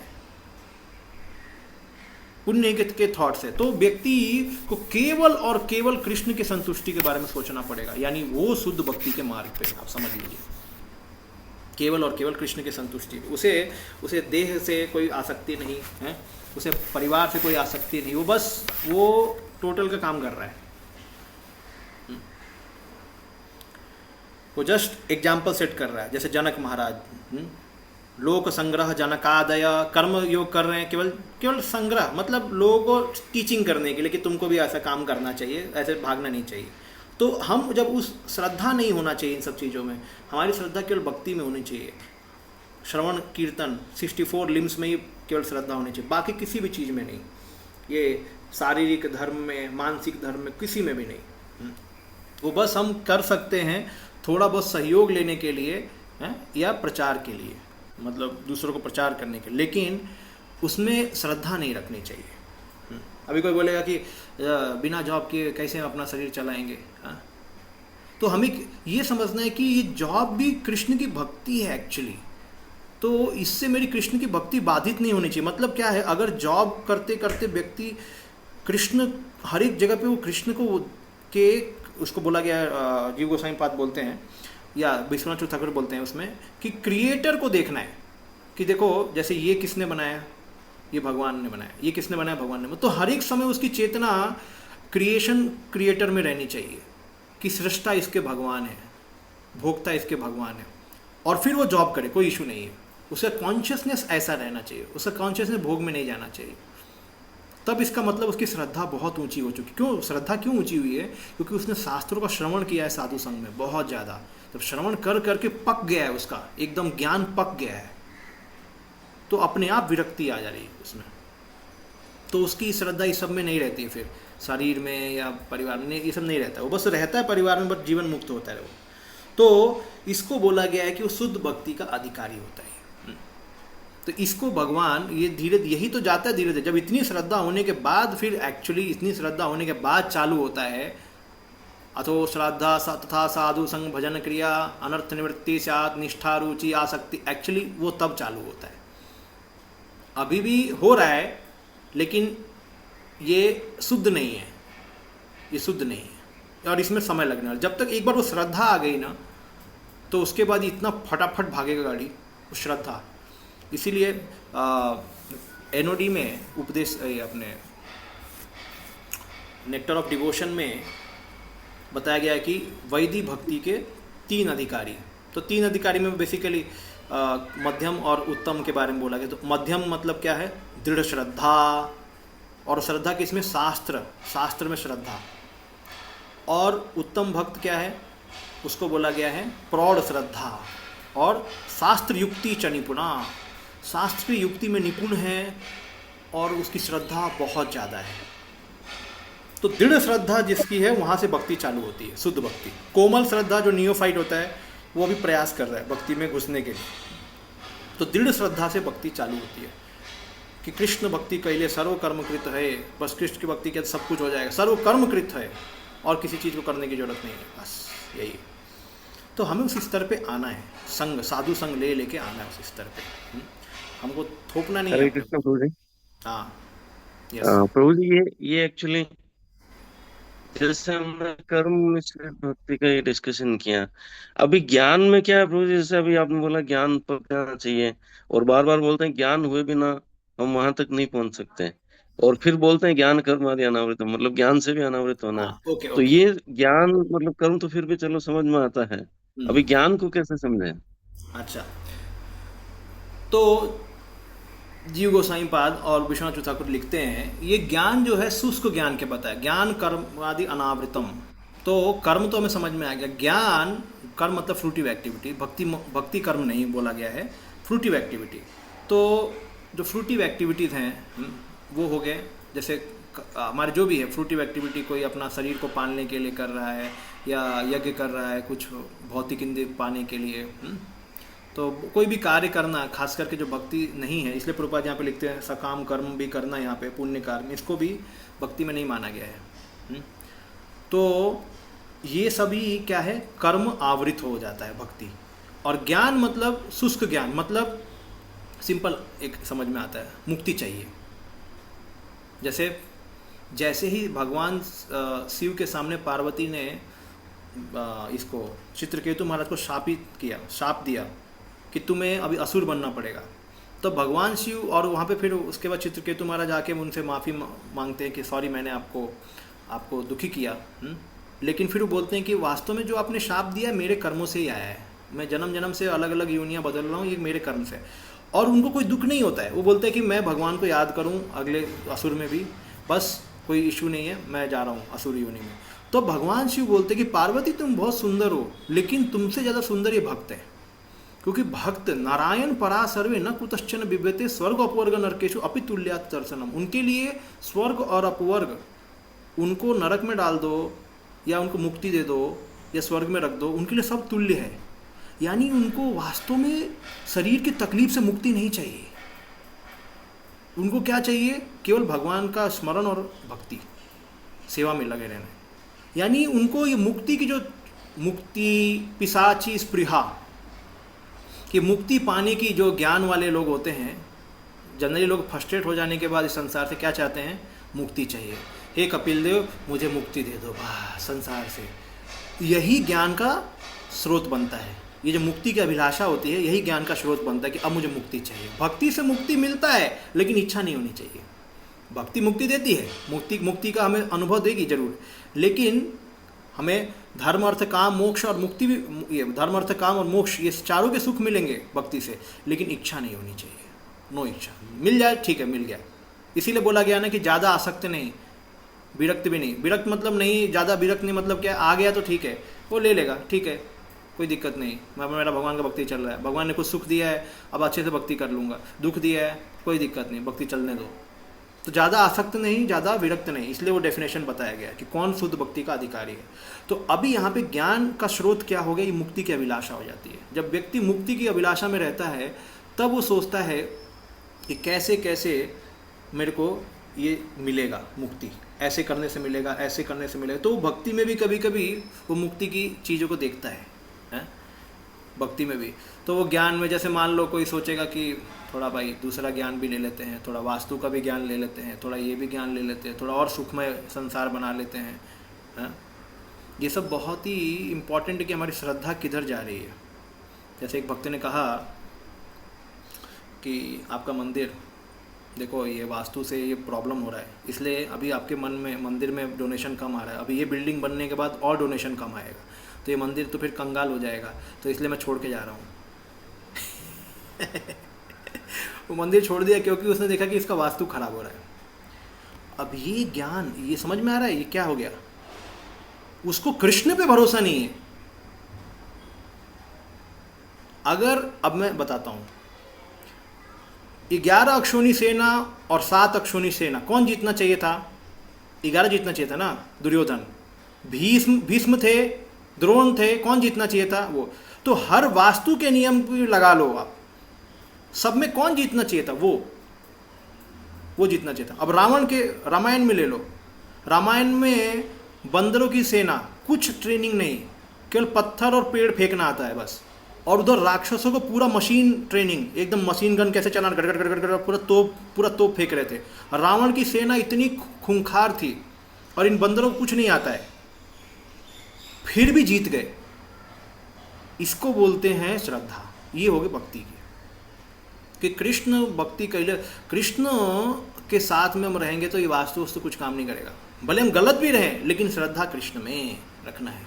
ठीक है, हमें दूसरों को टीचिंग करने के लिए कि आप सही से रहो, हम भी अपना मंदिर ठीक से बनाएंगे, लेकिन फिर भी संसार में ऐसी बहुत सारी आपत्तियां आएंगी जिसमें आप सही से नहीं चल पाओगे, तो वहाँ पे हमें कृष्ण में श्रद्धा रखनी है।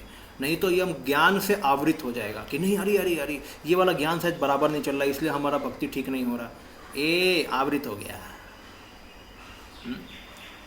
और फिर शुष्क ज्ञान भी, ये मतलब ब्रह्म ज्ञान वाला। तो ब्रह्म ज्ञान वाले क्या है, बिना तपस्या किए भक्ति कैसे होगा? तो ये ज्ञानी लोग अपने को धूप में कोयला जला के रखते हैं, सामने कोयला जला लेंगे और धूप में बैठेंगे, बोलेंगे मेरे इंद्रियों को कंट्रोल करना है। लेकिन भक्ति में ऐसा कुछ नहीं है। One can not do like this, because अगर ऐसा करेगा व्यक्ति तो वो इस इंद्रियों के ऊपर हिंसा कर रहा है। भगवान ने इंद्रियां दिए हैं कि आप संसार में जो भोग है उसको मेरा समान मांग के भोगो, कि understand it's my given by me and then for your bodily needs you take it. लेकिन ज्ञानी क्या करता है, उसके अपोजिट जाता है, मैं अपनी बॉडली नीड के लिए भी नहीं कोशिश करूंगा, मैं उसको और तड़पाऊंगा। तो भगवान यही बोलते हैं कि वो बहुत ही तकलीफ देता है। क्लेशो अधिकतरस्तेषाम अव्यक्त आसक्त चेतसाम, क्लेश लेता है वो, क्लेश। अव्यक्त में उसकी बुद्धि लगी है, आसक्त है, अव्यक्त जो कि है नहीं, अव्यक्त भगवान अव्यक्त हैं छोटे जो लेस इंटेलिजेंट लोगों के लिए। इसलिए ऐसे ज्ञान को जो प्रैक्टिस करता है, टफ वाला एकदम, तपस्या करूँगा, ये करूँगा, ये सब कुछ बराबर कर दूंगा, ये ज्ञान की टेंडेंसी है एक्चुअली। जो भगवान की भक्ति में जिसको फेथ नहीं है वो ज्ञान की टेंडेंसी। तो हो सकता है जैसे ब्रह्मचर्या, कोई बोलता ब्रह्मचर्या करूँगा, ब्रह्मचारी पूरे जीवन ब्रह्मचारी रहूँगा, भले भक्ति करूँ या ना करूँ ब्रह्मचारी करूँगा, तो ये ज्ञान की टेंडेंसी है। तपस्या ज्ञान, तो ऐसे करके मिश्रण है हमारे अंदर, योग तपस्या ज्ञान ये सब मिश्रण है। तो इन सब से भक्ति आवृत नहीं होनी चाहिए, इसका मतलब बताया गया। देखिए इसको हम यूज करते हैं भक्ति में, जैसे मान लो कोई योगी है तो आराम से सीधा सीधा बैठ के जप करेगा, ठीक है, वो अच्छा योगी है। अब मान लो कोई प्राणायाम भी करेगा तो उसका बॉडी में उसका बैठ नहीं पा रहा ठीक से, तो सांस भी नहीं ले पा रहा, ठीक है, प्राणायाम करेगा बॉडी सीधा हो जाएगा, जप करेगा, अच्छा है। लेकिन वो जाके फिर प्रचार में सबको सिखाने लगेगा, ए सब लोग प्राणायाम करो नहीं तो तुम्हारा बॉडी खराब हो जाएगा, ए तुम जप नहीं कर पाओगे, ए देखो देखो, तो वो आवृत हो गया। इसीलिए प्रभुपाद जी ने इन सब चीज़ों को नहीं डाला है। कारण क्या है, हम आवृत हो सकते हैं, हम बोलेंगे इसके बिना भक्ति नहीं हो सकती। देखिए ये बहुत ही सूक्ष्म है, समझ में आ रहा है नहीं, सूक्ष्म है। आप कर रहे हैं, आप अपने लिए कर रहे हैं, जो बीमार है उसके लिए ठीक है दवाई, लेकिन सब लोग को बोलेगा कि भाई सब लोग इस डॉक्टर के पास जाओ नहीं तो भक्ति मत करना है, तुम्हारा भक्ति बेकार है, पहले डॉक्टर के पास जाओ के इलाज कराओ, चलो चलो, तो ये गलत है। इसलिए भक्ति सूक्ष्म है, आवृत नहीं होना चाहिए। मेरे को जरूरत है, ठीक है, मैं ले रहा हूँ ताकि मैं उस चीज़ से निकल जाऊँ और भगवान की सेवा करूँ। और फिर भी मेरा श्रद्धा किस में रहना चाहिए, भगवान में, ये नहीं कि डॉक्टर में है कि मेरे को ठीक तो भगवान ने किया, भगवान की इच्छा से बीमार पड़ा। अभी देखो आज मैं ठीक हूँ तो ये थोड़ी कि मैं डॉक्टर की दवाई खा के ठीक हूँ। हाँ, यहाँ पे हम क्या सीख रहे हैं, सभी शक्ति के पीछे भगवान है, भगवान के द्वारा ही हम माया में फंसे हुए हैं। और ये भी बोल रहे हैं देवावती, भगवान आपने हमें फंसाया है, आप ही हमें निकाल सकते हैं, आप हमको दवाई खिला रहे हैं, आप हमको ये कर रहे हैं। ये समझना बहुत ज़रूरी है, इससे हम आवृत नहीं होंगे, हमारा भक्ति आवृत नहीं होगा। ठीक है, तो ये इस तरीके से समझा जा सकता है। मतलब प्रभु जी चेतना बदलना होगा। श्रद्धा चेतना कैसे बदलेगा, श्रद्धा। इसलिए श्रद्धा, शास्त्र को श्रवण करते रहना साधुओं के संग में, तो इस श्रद्धा और बढ़ने लगेगा। शास्त्र में भक्ति जो शास्त्र है इसके उसमें श्रद्धा और डीप होता जाएगा शास्त्रों में।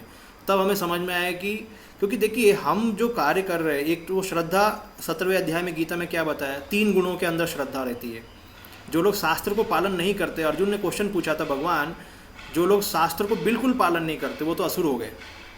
लेकिन भगवान कुछ लोग देवताओं का वर्शिप करते हैं अपनी इच्छा से, अपनी खुद की श्रद्धा से, तो वहाँ भगवान बोलते हैं कि वो श्रद्धा 3 गुणों के अंदर जनित होती है। भले वो असुर ना हो लेकिन 3 गुणों के अंदर रहते हैं। तो हम लोग की भी काफ़ी श्रद्धा है 3 गुणों के अंदर। जैसे प्रभुपाद यहाँ पे एक बोलते हैं कि हमें 4 गुना अधिक धन मिलेगा। अगर हमने किसी मान लो ब्राह्मण को पैसा दे दिया तो 4 गुना अधिक धन मिलेगा। तो ये क्या रजोगुनी वाली श्रद्धा हो गई, रजोगुनी श्रद्धा। लेकिन ये भक्ति थोड़ी है। तो ऐसे कर करके लोग सोचते हैं हम भक्ति कर रहे हैं, हमने देखो भगवान को दान दे दिया भगवान को, लेकिन उनका श्रद्धा अभी भी रजोगुनी है, शास्त्रीय नहीं है। हम क्यों दान दे रहे हैं ये ध्यान देना है, भगवान को प्रसन्न करने के लिए। ये नहीं कि मुझे 4 गुना मिल जाएगा है, या मेरे पापों से मेरे को मुक्ति मिल जाएगी, ये सोच के कोई कर रहा है, मतलब वो सतगुण रजोगुण में। पापों से मुक्ति मिल जाएगी मतलब सतगुण, रजोगुण मतलब मुझे 4 गुना मिलेगा है, और तमोगुण मतलब जाके रात्रि में जाके दान देना है, और वो भी बिना नहाए दे करके पछताते हैं ना प्रभु, या तो दे करके पछताते हैं, वो भी तमोगुण ही। हाँ तमोगुण, या तो दारू वाले को दान देना या सो के उठ के दान देना नहाना धोना नहीं, मतलब कोई क्लीनिनेस नहीं, कोई टाइम नहीं, किसी को दान देना या किसी दारू वाले को दे देना पैसा, ये तमोगुणी का दान हो गया। तो ये 3 गुणों में दान तो देगा। वो प्रभुपाद बोलते हैं वेस्ट, 3 गुण मतलब सतगुण को छोड़ के, एक्चुअली 2 गुणों में खास करके बोला गया, वो वेस्ट ऑफ मनी है। तो वेस्ट ऑफ मनी नहीं होना चाहिए। तो एटलीस्ट हमें सतगुण में रहना चाहिए कि मैं दान दे रहा हूँ तो मैं भूल जाऊँ कि मैंने भगवान को दे दिया, ठीक है हो गया, बस भगवान और भक्त प्रसन्न रहेंगे, मैं उनकी भक्ति करने के लिए दे रहा हूँ, मेरे में बहुत आसक्ति है, मैं भगवान को दे के इससे निकलना चाहता हूँ, भगवान का ही सब कुछ है, मैं भगवान को दे रहा हूँ उनकी प्रसन्नता के लिए, लेट कृष्णा एंजॉय। ये जो चेतना है ये भक्ति वाली चेतना है। जो सतगुण में व्यक्ति रहता है, मेरे बहुत कर्म हैं, मेरे को कर्म से मुक्ति चाहिए, तो अपने कर्म के फलों से, तो मैं इसलिए दान देता हूँ ताकि मेरे कर्म के फल कट जाए है? या मेरे को कोई प्रॉब्लम है लाइफ में, भगवान को दान दिया तो कुछ फ़ायदा हो जाएगा, मेरा दुख कट जाएगा, तो इसको भी, ये भी सतगुण में आ जाएगा। रजोगुण में मतलब क्या है, वो व्यक्ति भोग करने की इच्छा करता है, ये दिया तो और मिल जाएगा, ये मिल जाए और मिलेगा और मिलेगा। और खास करके देखो, दुख से मुक्ति भी अगर चाहता है तो वो भी एक तरीके से रजोगुणी ही बोला जाएगा। सतगुण मतलब कुछ इच्छा ही नहीं करना, बस हमारे जो भी कर्म के फल है उससे मुक्ति संभव मिल जाए, उसको बोलते हैं सतगुणी, मतलब आत्म तत्व में जाना। क्योंकि जब तक हमारे ऊपर कर्म के अंधकार रहेगा, कर्म के क्या बोलते हैं उसे, कर्म ग्रंथि, जब तक कर्म ग्रंथि रहेगा व्यक्ति के ऊपर, तब तक वो व्यक्ति अंधकार में रहेगा। वो हमेशा काला चश्मा या नीला चश्मा पहन के देखेगा संसार को, क्योंकि कर्म ग्रंथि है उसकी है? जैसे एक व्यक्ति है, उसको एक भक्त ने बोला कि अरे आपके पास एक बड़ी गाड़ी है, आपके पास दो ये है व्हीकल है, मतलब स्कूटी है, और आप यूज ही नहीं करते, 4-5 साल से ऐसी पड़ी हुई है, तो थोड़ा प्रचार के लिए चाहिए, आप दे दो, एक तो दे सकते हो। और उसका सैलरी कितना है, उसको कम से कम 1 साल में वो और उसकी पत्नी और उसकी माँ मिलके 1 करोड़ रुपए कमाते हैं, ऑलमोस्ट 1 करोड़। देखो मैं बता रहा हूँ, और इतनी आसक्ति है। और जो व्हीकल को वो यूज नहीं कर रहा है, जो 2 व्हीलर को यूज़ नहीं कर रहा, और उसकी पत्नी का भी है, उसका भी है, वो यूज़ नहीं कर रहा है, और भक्त बोल रहे थोड़ा मंदिर को दे दो, सेवा में लग जाएगा, और आपको चाहिए तो ले लेना, कोई दिक्कत नहीं, लेकिन अभी थोड़ा यूज करने को दो। इतनी आसक्ति वो भी नहीं दे रहा है। और संतान कितना, 1, किसके लिए पैसा रख रहे हो? तो इतनी ज़्यादा आसक्ति, जो गाड़ी खराब हो जाएगी 4-5 साल से ऐसी पड़ी हुई है, उसका ऐसी टायर और सब इंजन खराब हो जाएगा, उसको और कितने साल रखोगे? तो इसको बोलते हैं आसक्ति। और ऐसे लोग बोलते हैं हम 16 माला करते हैं। 16 माला क्या फायदा? तो 16 माला मतलब संग नहीं ले रहा है वो साधुओं का। जब साधु का संग ही नहीं लेगा, उसे समझ में नहीं है हर एक चीज़ का यूज होता है। अरे बटोर के हर एक व्यक्ति को जरूरी है, ठीक है, लेकिन ये तो अनावश्यक है ना। अगर कोई देखता है कि आप यूज़ कर रहे हो तो ठीक है, कोई इशू नहीं है, तो ऐसा ये आसक्ति है, ये लोगों की आसक्ति है। तो इस तरीके से हमारी बहुत सारी आसक्ति पड़ी हुई है हमारे पास। हम सब आसक्त हैं, हमें पता होना चाहिए। इसलिए भगवान आते हैं, अवतरित होते हैं, अलग अलग फेस्टिवल, अभी जगन्नाथ रथ यात्रा आ रहा है, अभी सब लोग को लगे कि भगवान के लिए कुछ करना चाहिए, इसलिए भगवान अलग अलग त्यौहार रखते ताकि हमारी आसक्ति कटे कटे कटे। प्रभुपाद जी लिखते हैं कि भगवान इस संसार में लीला इसीलिए करते हैं ताकि हम अपने भौतिक जो कार्य है ना उसको कम करें, to decrease our material activities Krishna takes incarnation. नहीं तो हम मटीरियल एक्टिविटी बंद नहीं करेंगे, करते रहेंगे अलग अलग कारणों से, ये मुझे ये चाहिए, मुझे वो चाहिए। यस, क्या क्वेश्चन है?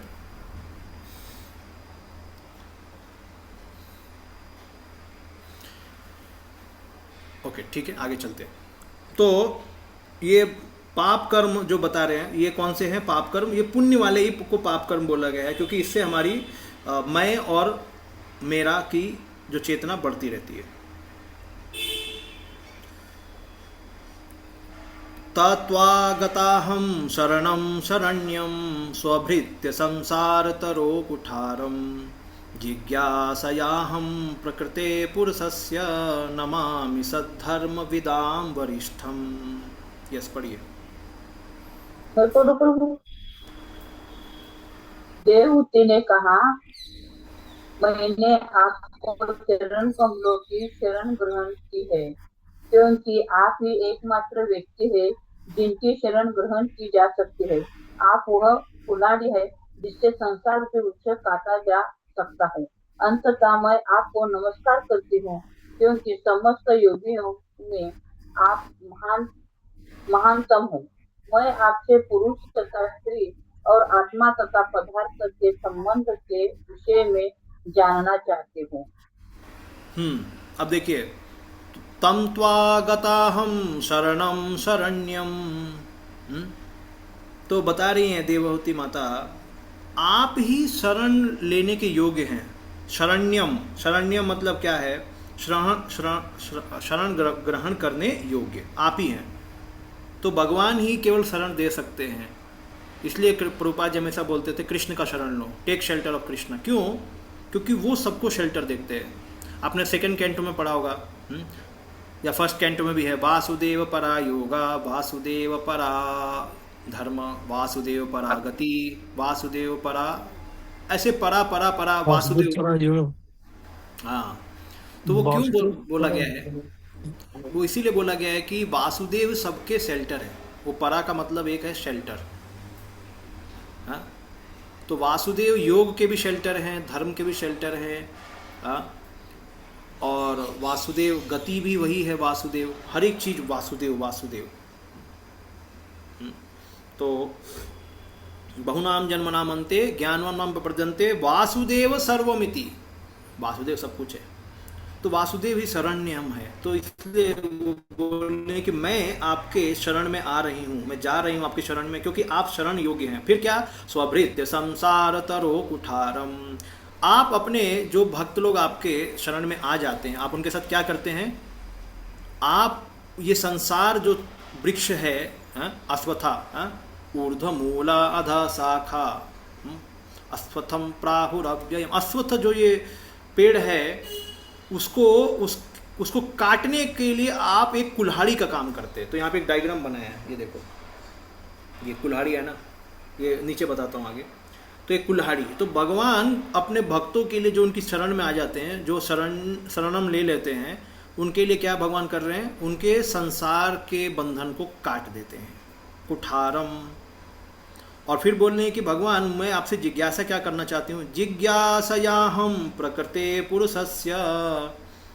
प्रकृति और पुरुष, स्त्री और पुरुष, मतलब बेसिकली ये पूरा जो संसार दो चीज पे ही चल रहा है, पुरुष और प्रकृति, बस, और कुछ नहीं है। भगवान पुरुष हैं और हम सभी प्रकृति हैं। वो भोगता है और हम भोग्य हैं। हमें भोगा जाता है, बस यही है संसार। चाहे आध्यात्मिक जगत लो, चाहे ये संसार लो, यही दो चीज़ें, बस वास्तव में दो ही चीज़ें। तो ये देवहूति पूछ रही हैं, मुझे प्रकृति और पुरुष के बारे में जिज्ञासा है।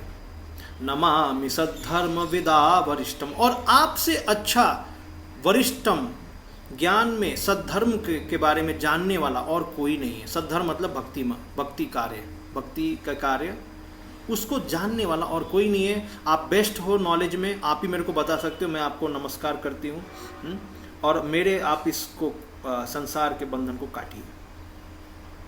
तो जैसा कि सर्वविदित सांख्य योग प्रकृति और पुरुष के विषय में से संबंधित है, श्री भगवान या भोक्ता के रूप में जो कोई पूर्ण पुरुषोत्तम भगवान का अनुकरण करता है वह पुरुष और प्रकृति के अभिप्राय प्रकृति से है। तो हमें पता है कि हम सभी वास्तव में प्रकृति हैं, लेकिन पुरुष का हम में वासना है, पुरुष की तरफ भोग करना चाहते हैं हम, इसलिए हमें पुरुष भी बोला गया है शास्त्रों में। इस भौतिक जगत में पुरुषों या जीवों के द्वारा प्रकृति का उपभोग होता है। तो ये प्रकृति, ये जैसे शरीर है ना, ये प्रकृति ने दिया है, तो हम इसका भोग करना चाहते हैं ना, है ना। इसी तरह से इस संसार में बहुत सारी चीज़ें प्रकृति के द्वारा बनाएगी, हम उसका भोग करना चाहते हैं। तो आत्मा इस संसार में भोग करना चाहती है। तो भोग करने का जो डिपार्टमेंट हो तो कृष्ण का होना चाहिए, लेकिन नहीं, वो हमको करना है। इसलिए हमको इस शरीर में डाला गया, इस प्रकृति के अंदर डाला गया, और भगवान ने बोला भोग करो, आप मेरे को अनुकरण करो, मेरे को इमिटेट करो कि मैं जैसे भोग करता हूँ वैसे आप भोग करो, और मैं आपको गाइड भी करूँगा। तो भगवान एक तरीके से ऐसा स्टेटमेंट देते हैं, लेकिन भगवान चुपके बोलते हैं तू कर भोग, और बाद में तू फ्रस्ट्रेट होने वाला है, तो देख, और जैसे ही तू फ्रस्ट्रेट होगा मैं तेरे को ज्ञान भी दूंगा, और फिर धीरे धीरे मेरे पास आएगा। तो ये छुपा हुआ नॉलेज है, क्योंकि धर्म अर्थ काम 3 तो हो गया, मोक्ष कहाँ से आ गया? मोक्ष आना ही नहीं चाहिए, क्योंकि धर्म मिला, धर्म किया तो अर्थ मिला, अर्थ मिला से काम हो गया, काम मतलब हमारी कामना पूरी होगी। तो अगला स्टेप होना चाहिए, सुख होना चाहिए ना, धर्म अर्थ काम सुख, मतलब सुखी हो जाएगा व्यक्ति, काम कर दिया तो सुख होना चाहिए। लेकिन मोक्ष आ गया, मोक्ष मतलब क्या? फ्रस्ट्रेट हो जाएगा।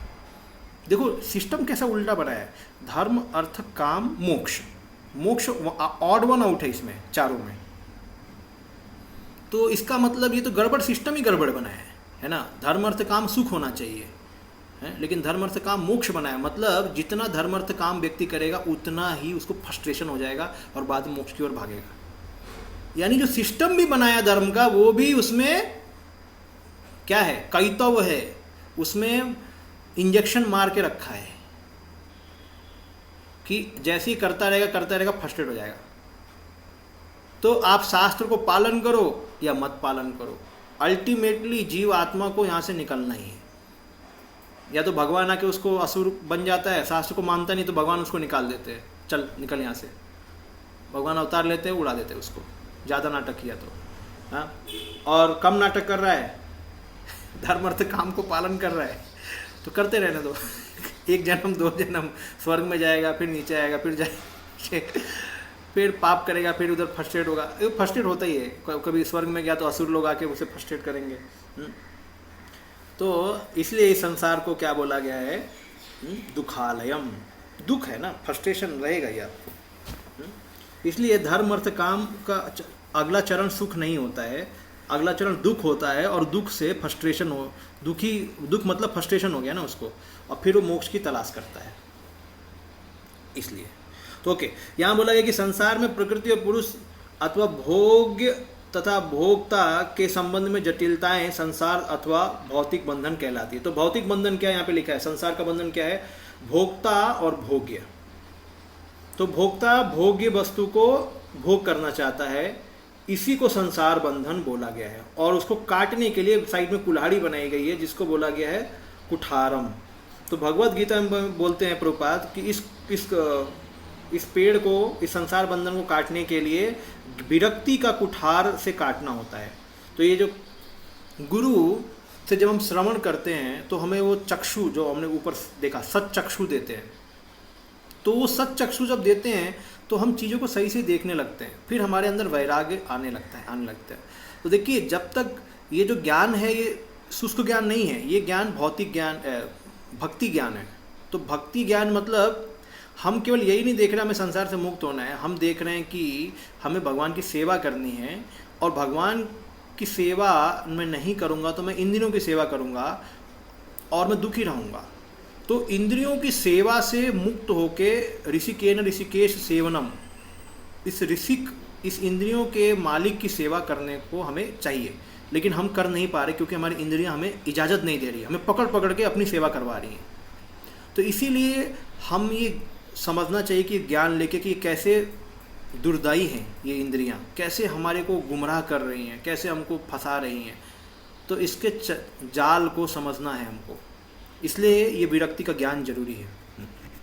देखिए, बिना विरक्ति के तो व्यक्ति कोई भी योग में नहीं जा सकता। हाँ, संसार के भोग इंद्रिय तृप्ति से विरक्ति चाहिए ही, sense gratification and Krishna consciousness go ill together, साथ में नहीं जा सकते। तो विरक्ति एक कुठार का कुठार, और विरक्ति कब होता है? जब ज्ञान पक जाता है तो विरक्ति हो जाता है। जब तक ज्ञान पकेगा नहीं तब तक विरक्ति नहीं आएगी। मतलब ज्ञान पकने का मतलब क्या है कि अब उसे पूर्ण रूप से विश्वास हो गया कि बस निर्विण्णाम नितराम भूमन, अभी पूर्ण रूप से विश्वास हो गया, अब मैं ऊब चुकी हूँ, अब मैं कुछ नहीं। ये मतलब ज्ञान पक गया है। अब जब ज्ञान पक गया मतलब विरक्ति आ गया पूर्ण रूप से। अभी थोड़ा थोड़ा विरक्ति है। और ये फिर कैसे आएगा? ज्ञान पकेगा मतलब श्रवण करना पड़ेगा, श्रवण कर करके पकेगा, वो पक जाएगा एकदम। पकेगा तो प्रभुपाद जी बोलते हैं बिना नॉलेज के, if the knowledge is not perfect you cannot have perfect renunciation, क्योंकि अल्टीमेटली प्रभु जी, हाँ प्रभु जी, पर हम एक जीवन में पूरा ज्ञान प्राप्त कर लेंगे? क्योंकि अरे शास्त्र तो हमारे बहुत सारे हैं और हम तो उतने कंप्लीट कर भी नहीं पाएंगे। नहीं नहीं नहीं नहीं नहीं, ये जो शास्त्र है, देखिए गुरु संप्रदाय में शास्त्र जो प्रभुपाद जी ने दिया है वो कंप्लीट ही है, वो कंप्लीट है। उसमें कोई ऐसा नहीं है कि हमें अलग अलग बहुत ज़्यादा शास्त्र भी पढ़ने हैं, ऐसा नहीं है। उसको ये देखिए, ये जो ज्ञान है रियलाइज नॉलेज है, ये जो हम पढ़ रहे हैं ना, ये कोई बुकिश नॉलेज नहीं है।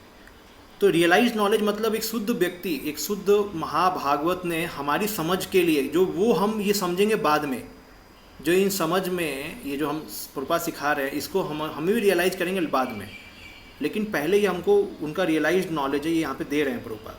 तो इस नॉलेज को हम पढ़ पढ़ के सुन के अपने आप हम भी रियलाइज होंगे, आगे होंगे हम भी।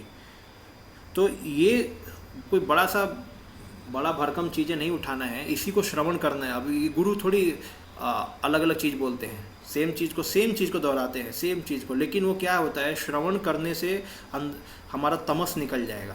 बार बार जब सुनते हैं ना, देखिए अभी हम घूम रहे हैं, कुछ कर रहे हैं, और जैसी कोई क्लास हम सुनते हैं तुरंत हमारा दिमाग चटकता है, अरे बाबा क्यों, अरे दो घंटे पहले क्लास सुना था, या मतलब 3 घंटे पहले क्लास सुना था, अभी क्या हो गया। यानी हर एक बार जब हम सुनते हैं तो हमें चटकता है। क्यों? क्योंकि हमारे ऊपर इतना मोटा कवरिंग है इग्नोरेंस का, तो थोड़ा थोड़ा जब निकलता है ना तो समझ में आता है, अरे ये तो सही है बाबा। और फिर दोबारा हमारी कर्म वासना रहती है तो दोबारा हम कवर हो जाते हैं।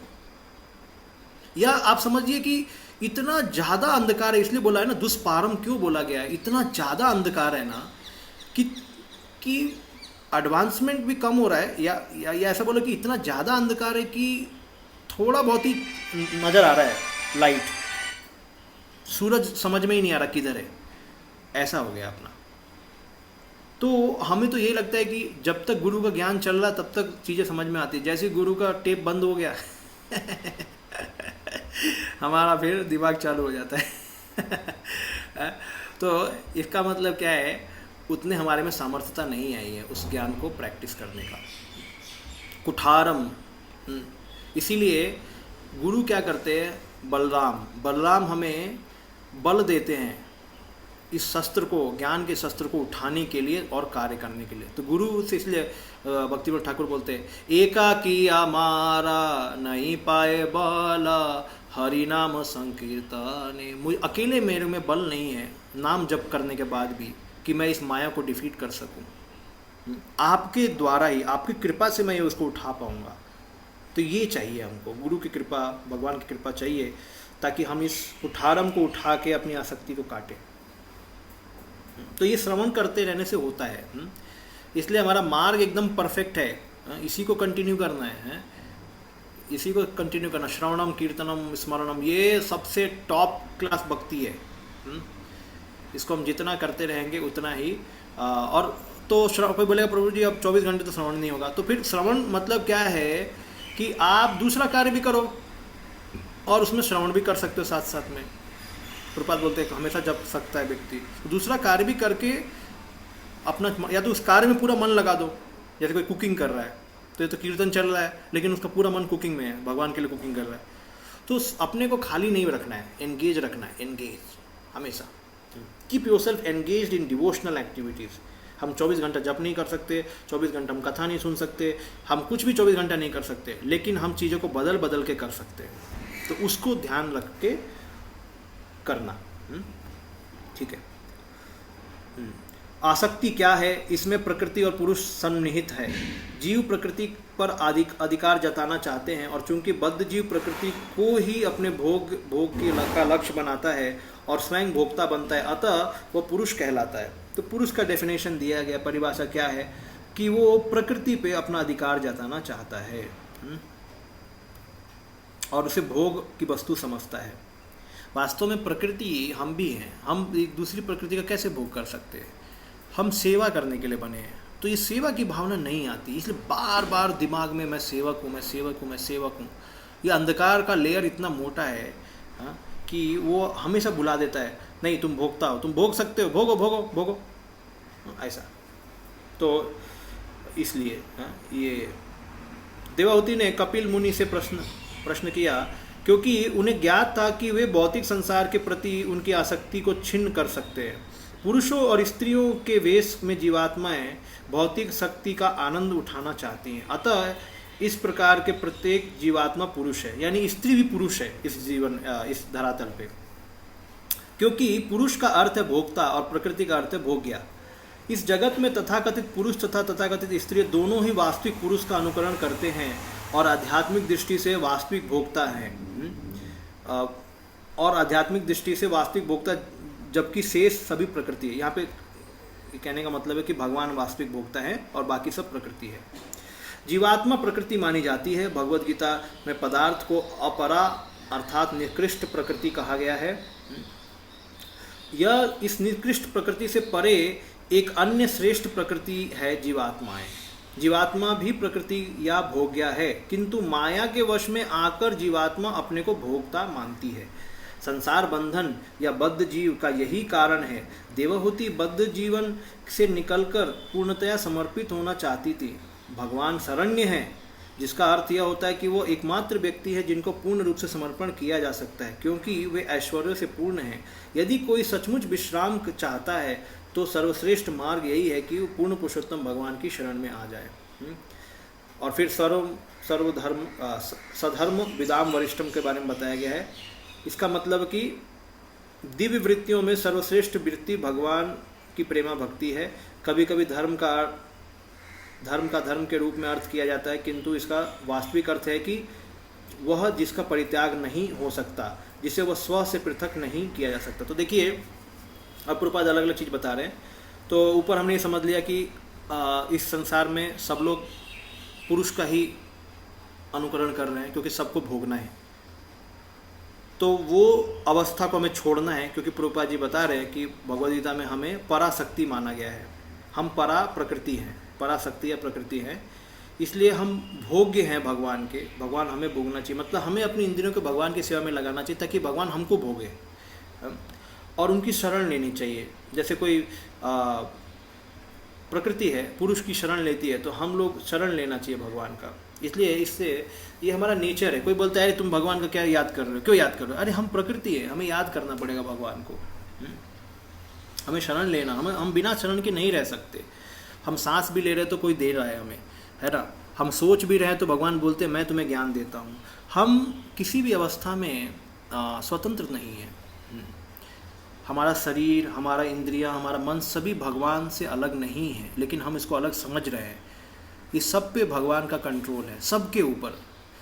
खास करके मृत्यु अवस्था में हम समझ जाते हैं कि मेरा शरीर पे भी कंट्रोल नहीं है, मेरे को शरीर छोड़ के जाना पड़ रहा है। जिस शरीर को मैंने 70 साल तक अपना बोला, वो शरीर मेरे को छोड़ के जाना पड़ रहा है। आत्मा भटकता रहता है शरीर के ऊपर मरने के बाद भी, कि ये मेरा शरीर है, मैं वापस चला जाऊँ क्या इसके अंदर।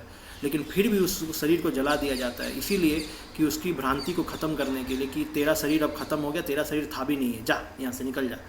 तो इस शरीर के प्रति आकर्षण बहुत रहता है हम आत्मा का, लेकिन ये शरीर भी हमारा नहीं है।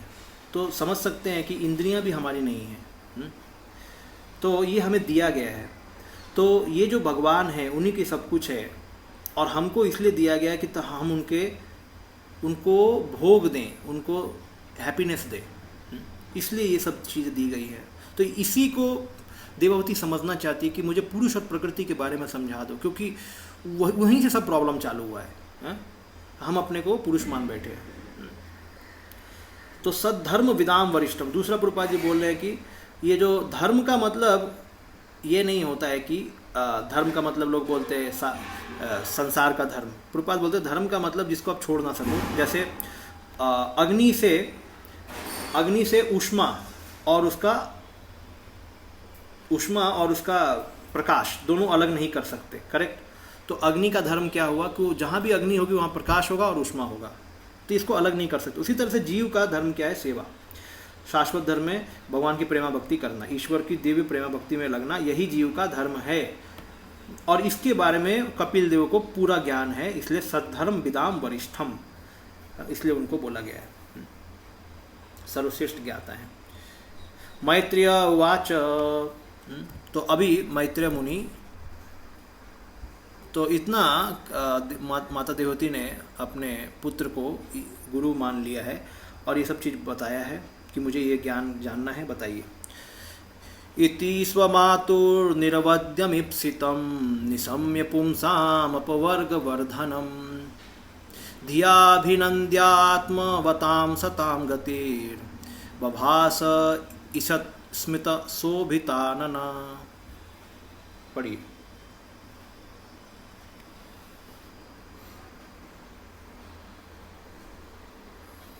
कोई तो पढ़िए। हरे कृष्ण कृष्ण। जी। मैत्रेय ने कहा, मैत्रेय ने दिव्य कहा, संस्कार के लिए अपनी माता की कलमश रहित इच्छा को सुनकर भगवान ने मन ही मन उनके प्रश्नों के लिए धन्यवाद दिया और इस प्रकार मुस्कान युक्त मुख से उन्होंने आत्म साक्षात्कार में रुचि रखने वाले आध्यात्मवादियों के मार्ग की व्याख्या की। हरे कृष्ण। हाँ, तो अभी 4 बज गया है, तो इसमें इति स्वमातुन, तो अभी अपने माता के प्रश्नों को सुन के भगवान प्रसन्न हुए, मन ही मन उन्होंने उनको धन्यवाद दिया। अब देखो, भगवान ऐसा तो नहीं बोल सकते कि वाह वाह, जैसे सुत गोस्वामी बोलते हैं, किसको? सौनक आदि को या परीक्षित को बोलते हैं, सुखदेव गोस्वामी, वरियानेश ते प्रश्न कृतलोकमृता नृप आत्मविद सम्मतः पुंसा। अभी परीक्षित और सुखदेव गोस्वामी में उतना कोई संबंध नहीं है, वो गुरु और शिष्य है, लेकिन वास्तव में ये उनकी माता है, ये वास्तव में माता है। और ये माता ये नहीं कि इस जन्म की माता है, ये हमेशा के लिए माता है। अब देखो, क्या भगवान की माता कभी मोह में फंस सकती है क्या? नहीं फंस सकती है, वो तो हमेशा के लिए नित्य सिद्ध है, कभी नहीं फंसेंगे। लेकिन जैसे अर्जुन को भगवान ने मोह में रख के गीता बोला था, अभी माता को रख के भगवान सांख्य योग बोलेंगे। तो ये सब भगवान की लीला है। तो इसलिए भगवान यहाँ पे कल्मश रहित इच्छा को सुनकर, कल्मश रहित इच्छा को, तो निर्वध्यम, कल्मशहीन, कितना इम्पोर्टेंट है। कई बार यहाँ पे एक वर्ड आता है जिसको नॉन डुप्लीसियस बोलते हैं, नॉन डुप्लीसियस। तो गुरु के पास जब हम जाते हैं तो हम अपनी इच्छा लेके नहीं जाते।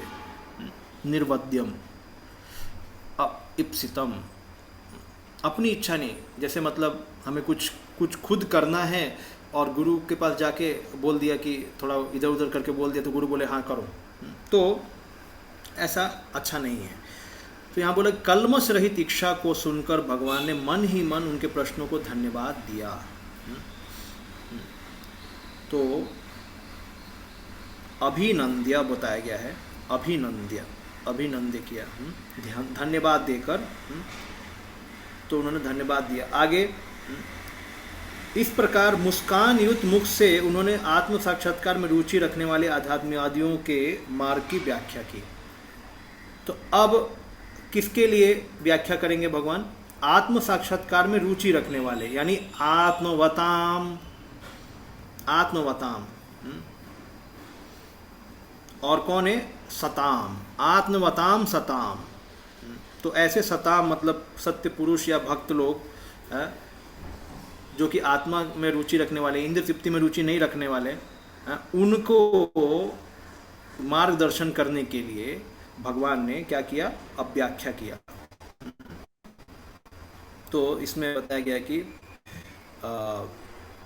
आगे अपवर्ग वर्धनम बताया गया है। पुंसाम अपवर्ग वर्धनम मतलब मोक्ष, जो कि मोक्ष को की इच्छा को बढ़ाएगा, या मोक्ष यहाँ पे कहने का मतलब भगवान की सेवा, भगवान की सेवा। क्योंकि ये जो प्रभुपाद कई बार बोलते हैं कि कपिल मुनि वो शुष्क ज्ञान या इम्पोस्टर कपिला बोलते हैं, सांख्य योग जिसको बोलते हैं नास्तिक सांख्य, गीता में भगवान ने एक नास्तिक सांख्य के रूप में थोड़ा सा प्रस्तुति किया है। मतलब क्या है कि हम आत्मा हैं, उसमें भगवान ने कुछ ऐसा नहीं बोला कि मैं जीव सभी ईश्वर का अंश है। वो दूसरे अध्याय में भगवान ने ऐसा कुछ नहीं बोला कि जीव ईश्वर का अंश है। भगवान वो बोलते हैं कि हम आत्मा हैं, हमें कोई मार नहीं सकता है, और हम किसी को मारेंगे भी तो भी कोई मतलब नहीं है, क्योंकि उसको भी कोई मार नहीं सकता, वो भी आत्मा है? आपको कोई काट नहीं सकता, कुछ नहीं कर सकता, इसलिए अर्जुन मारो उनको। तो इसको बोलते थोड़ा नास्तिक सांख्य। मतलब क्या है कि आत्मा को लेके ही कंक्लूजन निकाल दिया भगवान ने, लेकिन भगवान का एक उद्देश्य था वहाँ पे। आप उसको संपूर्ण पूर्ण ज्ञान नहीं मान सकते, उसको यूज किया गया है। कभी कभी टूल होता है, ज्ञान को टूल की तरह। जैसे मान लो कांटे को, ये नहीं कि कांटे को घर में रखना चाहिए बिस्तर के नीचे, है तो ये कोई भी सोए तो लगे ऐसा नहीं। कांटा जब लग जाता है तो उसको निकालने के लिए यूज होता है, इसलिए कांटे को रखना भी तो कहीं अलग जगह रखना, ये नहीं कि बिस्तर के नीचे। इसका मतलब वही है कि कभी कभी ज्ञान को यूज किया जाता है टूल की तरह, दूसरे समझने के लिए, अपने ज्ञान, अपने गति को प्राप्त करने के लिए। तो इसलिए भगवान ने जो दूसरे अध्याय में जो सांख्य बोला है, उसमें अर्जुन को युद्ध कराने के लिए, प्रेरणा देने के लिए वो चीज़ यूज किया है। नहीं तो वहाँ पे पूरा सांख्य बोला ही नहीं है भगवान ने, एक जो छोटा सा पार्ट बोला है। तो यहाँ पे जो कपिल देव मोक्ष की बात नहीं करेंगे, वो डायरेक्टली भगवान की बात ही करेंगे, प्रभुपाद जी के पर्पट भी उसी पे रहेंगे। ठीक है, नहीं तो फिर इम्पोस्टर कपिला जैसा हो जाएगा स्टोरी कि सांख्य में प्रकृति ही सब कुछ है, प्रकृति से सब कुछ हो रहा है, पुरुष का कोई मतलब ही नहीं है। जब तक आप प्रकृति और पुरुष को नहीं मिलाएंगे तब तक वो ज्ञान अधूरा ही रहेगा। जो इम्पोस्टर कपिला है वो केवल प्रकृति के बारे में बात करेगा, 24 एलिमेंट बस काउंट करते रहो, और पुरुष किधर है जिसने इस सबको बनाया, वो पुरुष का पता नहीं उसको। तो वो क्या है, एथिस्टिक सांख्य, नास्तिक सांख्य। उसमें उसके हिसाब से अगर ईश्वर या पुरुष इस संसार में आता भी है तो वो बोलते हैं कि वो ईश्वर है, वो वास्तव में ब्रह्मन ही सबसे बड़ा ईश्वर है, और ये ईश्वर का जो रूप है वो माया का रूप है, ऐसा वो मानते। मतलब उनके विचारों में अगेन मायावाद घुस ही जाता है उनके तत्वों में। इसलिए बहुत सारी फिलॉसफी, प्रभुपाद जी चरितामृत में बताते हैं कि बहुत सारी फिलॉसफी जो षड दर्शन के रूप में आती है, उसमें जो सांख्य आता है वो इम्पोस्टर है एक्चुअली, इम्पोस्टर कपिला। तो वो जो सांख्य है उसमें ईश्वर को श्रेष्ठ नहीं माना गया है। ईश्वर प्रकृति के अधीन है। मतलब क्या है कि प्रकृति के द्वारा ही जो शरीर दिया जाएगा वो ईश्वर लेके आएंगे और यहाँ पे लीला करेंगे, और ये शरीर को छोड़ के फिर जाएंगे, फिर ब्रह्मांड में विलीन हो जाएंगे। तो ये इस तरीके की उनकी भावना है। अल्टीमेटली वो भगवद गीता को ठीक से समझे नहीं, तो इसको प्रभुपाद इम्पोस्टर कपिला बोलते हैं कि जो प्रकृति को सब कुछ मानते हैं और ईश्वर भी उसके अधीन है, ऐसा समझते हैं।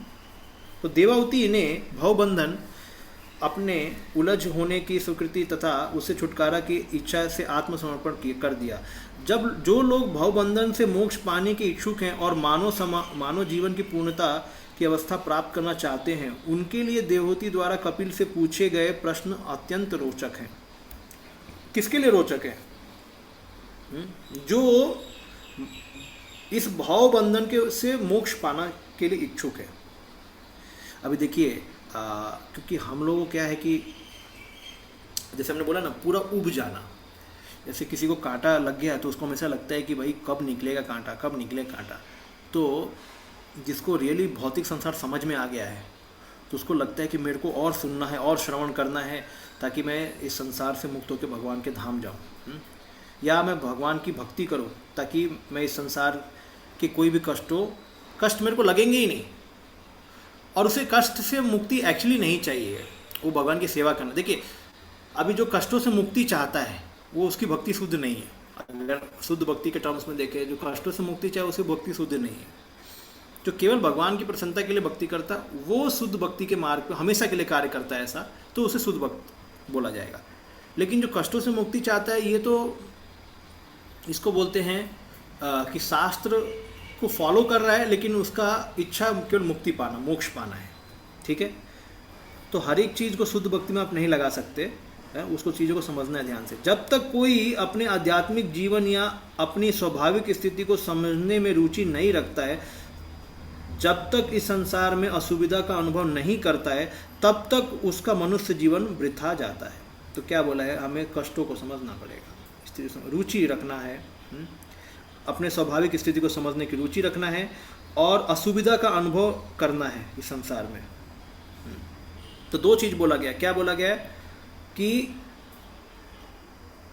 आत्मा के ज्ञान को समझने की रुचि, ठीक है, आत्मा के ज्ञान को समझने की रुचि,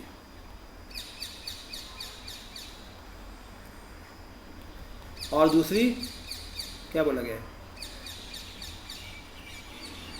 तो ये पहला। दूसरा क्या है, दूसरा होना चाहिए असुविधा का अनुभव या कष्ट का अनुभव।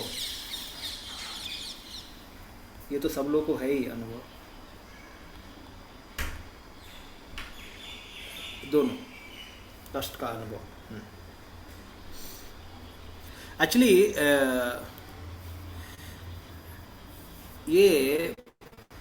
ये भी तत्व है कि बेसिकली व्यक्ति को इस बात पे आ जाना चाहिए। हाँ, बस ये एंड हो रहा है, क्लास करता हूँ। एक व्यक्ति को समझ में आ जाना चाहिए कि वास्तव में वो सुख, अगर कोई भौतिक सुख चाहता है, मानसिक या शारीरिक, तो वो आत्मा के स्तर पे नहीं है वो व्यक्ति। वो किसके स्तर पे, शरीर के स्तर पे। तो वो सोच रहा है जब भी सुख है तो मैं सुखी हूँ, जब दुख है तो मैं दुखी हूँ। इसका मतलब वो व्यक्ति अभी भी कर्म वासना में फंसा हुआ है और वो शुद्ध ज्ञान के पीछे नहीं भागेगा। क्यों? वो किसके पीछे भागेगा? शरीर को सुखी बनाने में या मन को सुखी बनाने के पीछे भागेगा, क्योंकि उसको समझ में ही नहीं आया कि सुख क्या है। वो सोच रहा शरीर सुखी है, मन सुखी है तो मैं सुखी हूँ, शरीर दुखी है, मन दुखी है तो मैं दुखी हूँ। उसको समझ में ही नहीं आया कि सुख क्या है। ये सुख है ही नहीं। ये इसलिए बोला गया यहाँ पे कि जो कष्ट का अनुभव करे, मतलब कि मैं जब शरीर दुखी है तो मैं दुखी हो जाता हूँ। कितना बड़ा दुख है ये। जब शरीर दुखी है तो मैं दुखी हो जाता हूँ, मतलब कितना बड़ा दुख है। इसको वो समझ जाए, समझ में आ रहा है? ये नहीं कि वो दुख को सुख बनाने में के पीछे भागे, बल्कि उसको समझ जाए कि वास्तव में कितना बड़ा जंजाल है। और फिर ठीक है, थोड़ा बहुत तो मेहनत करेगा उससे निकलने के लिए। हमें ऐसा नहीं है कि हम खाना पीना ही बंद कर देंगे, वो मतलब नहीं है। लेकिन ये उसके पीछे उसका हमेशा चिंतन चलता रहना चाहिए कि संसार में सुख लो तो उसे सुख माना जाता है, दुख लो तो दुख माना जाता है। कितना बड़ा जंजाल है ये वास्तव में। और फिर आत्मज्ञान को समझने की रुचि, मैं हूँ कौन, मुझे क्यों नहीं अनुभव हो रहा है कि मैं मर नहीं सकता हूँ, मैं कट नहीं सकता हूँ, मुझे अनुभव क्यों नहीं हो रहा है, मैं भगवान की भक्ति मेरे को रुचि क्यों नहीं आ रही है। तो मुझे सीखना है, मुझे समझना है इस तरीके। तो जो जीवन के इन दिव्य आवश्यकताओं की परवाह न करके पशु की भांति खाने, सोने, डरने और संभोग में लगा रहता है, वह जीवन अपना गवा देता है। तो उसका मनुष्य जीवन खत्म हो गया। भगवान कपिल अपनी माता के प्रश्नों से अत्यधिक प्रसन्न थे, क्योंकि उनके, देखो एक और बहुत इम्पोर्टेंट है, जब गुरु को ऐसा शिष्य मिल जाए जो कि एकदम मस्त शिष्य हो, एकदम बराबर का समझने वाला हो, तो गुरु भी खुश और शिष्य भी खुश। तो कपिल मुनि बहुत प्रसन्न थे कि माता के क्वेश्चन बहुत मज़ेदार क्वेश्चन है और उनकी इच्छा भी एकदम काबिल है समझने के लिए। भगवान कपिल अपनी माता के प्रश्न अत्यधिक प्रसन्न थे, क्योंकि उनके उत्तर संसार के बद्ध जीवन से मुक्ति की इच्छा को जागृत करने वाले थे। क्या थे? संसार के बद्ध जीवन की मुक्ति को इच्छा को जागृत करने वाले थे। ये समझ में आ रहा है? जागृत करना।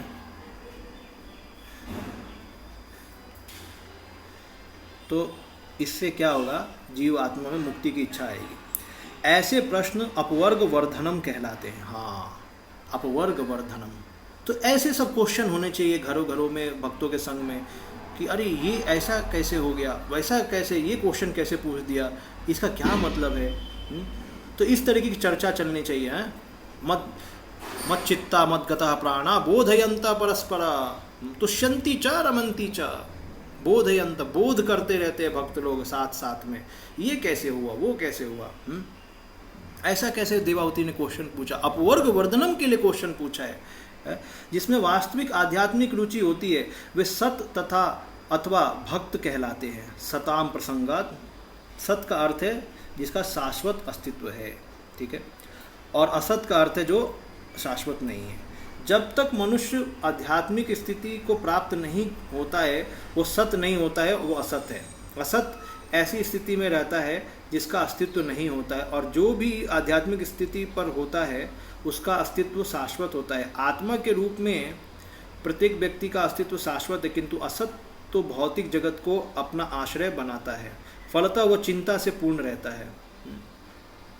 तो असत व्यक्ति, असत मतलब क्या है यहाँ बताया गया है कि जो शाश्वत चीज़ों पे ध्यान नहीं देता है उसको असत बोलते हैं। वो असत संग लेता है, सत्संग नहीं लेगा। सत मतलब जो व्यक्ति शाश्वत चीज़ों पे ध्यान देते हैं, लंबा सोचेंगे, इस संसार से परे सोचेंगे, उनका संग लेगा, वो सत व्यक्ति कहलाएगा। वो वास्तव में सही व्यक्ति है, वो सत्य को पालन कर रहा है। तो बाकी लोग सभी चिंता में रहेंगे, फलतः चिंता से पूर्ण रहता है। असत ग्रहान, जो आत्मा पदार्थ को भोगने का झूठा विचार रखे, उसकी संगति, असंगत स्थिति उसके असत होने का कारण है। वास्तव में आत्मा असत नहीं है।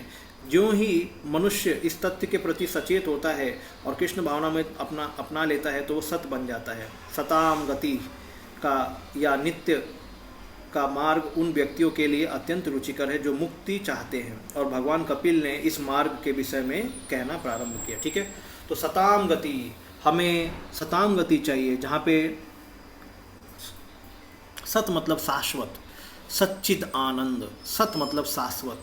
तो हर एक चीज़ जो मैं भोग रहा हूँ वो शाश्वत है क्या? नहीं। जो मैं कर रहा हूँ वो शाश्वत है क्या? नहीं। तो कौन सी चीज़ शाश्वत है? उस चीज़ में इंटरेस्ट बढ़ाना, जैसे काउंट करना। सांख्य में जनरली काउंट करते हैं, क्या काउंट, ये सांख्य मतलब ज्ञान है ना, तो उसमें काउंट करते हैं, ये सत्य है, ये असत है, ये सत्य है, ये असत है, ये सत्य है, असत है। तो सत चीज़ों को ही चुनते हैं हमेशा, उसी के बारे में सुनेंगे, उसी के बारे में साधना करेंगे, और असत चीज़ों का साधना नहीं करेंगे। तो इसलिए यहाँ पे सत असत बहुत इंपॉर्टेंट नहीं, तो इसलिए बोलते हैं नेति न इति, न नेति नेति नेति, ये नहीं, ये नहीं, ये असत है, ये असत है, ये सत्य है, ये सत्य है, उसको पकड़ते हैं। तो ऐसे मार्ग सताम गति, तो सताम गति हमें चाहिए जो कि नित्य है। ओके, तो इसके बारे में कपिल मुनि बताएंगे। तो आज यहीं पे विराम देंगे। श्रील प्रभुपाद की जय, ग्रंथराज श्रीमद् भागवतम महापुराण की जय, निताय गौर प्रेमानंदे, हरि हरि बोल। तो कल इसे कंटिन्यू करेंगे, ठीक है। हरे कृष्ण। हरे, दंडवत प्रणाम।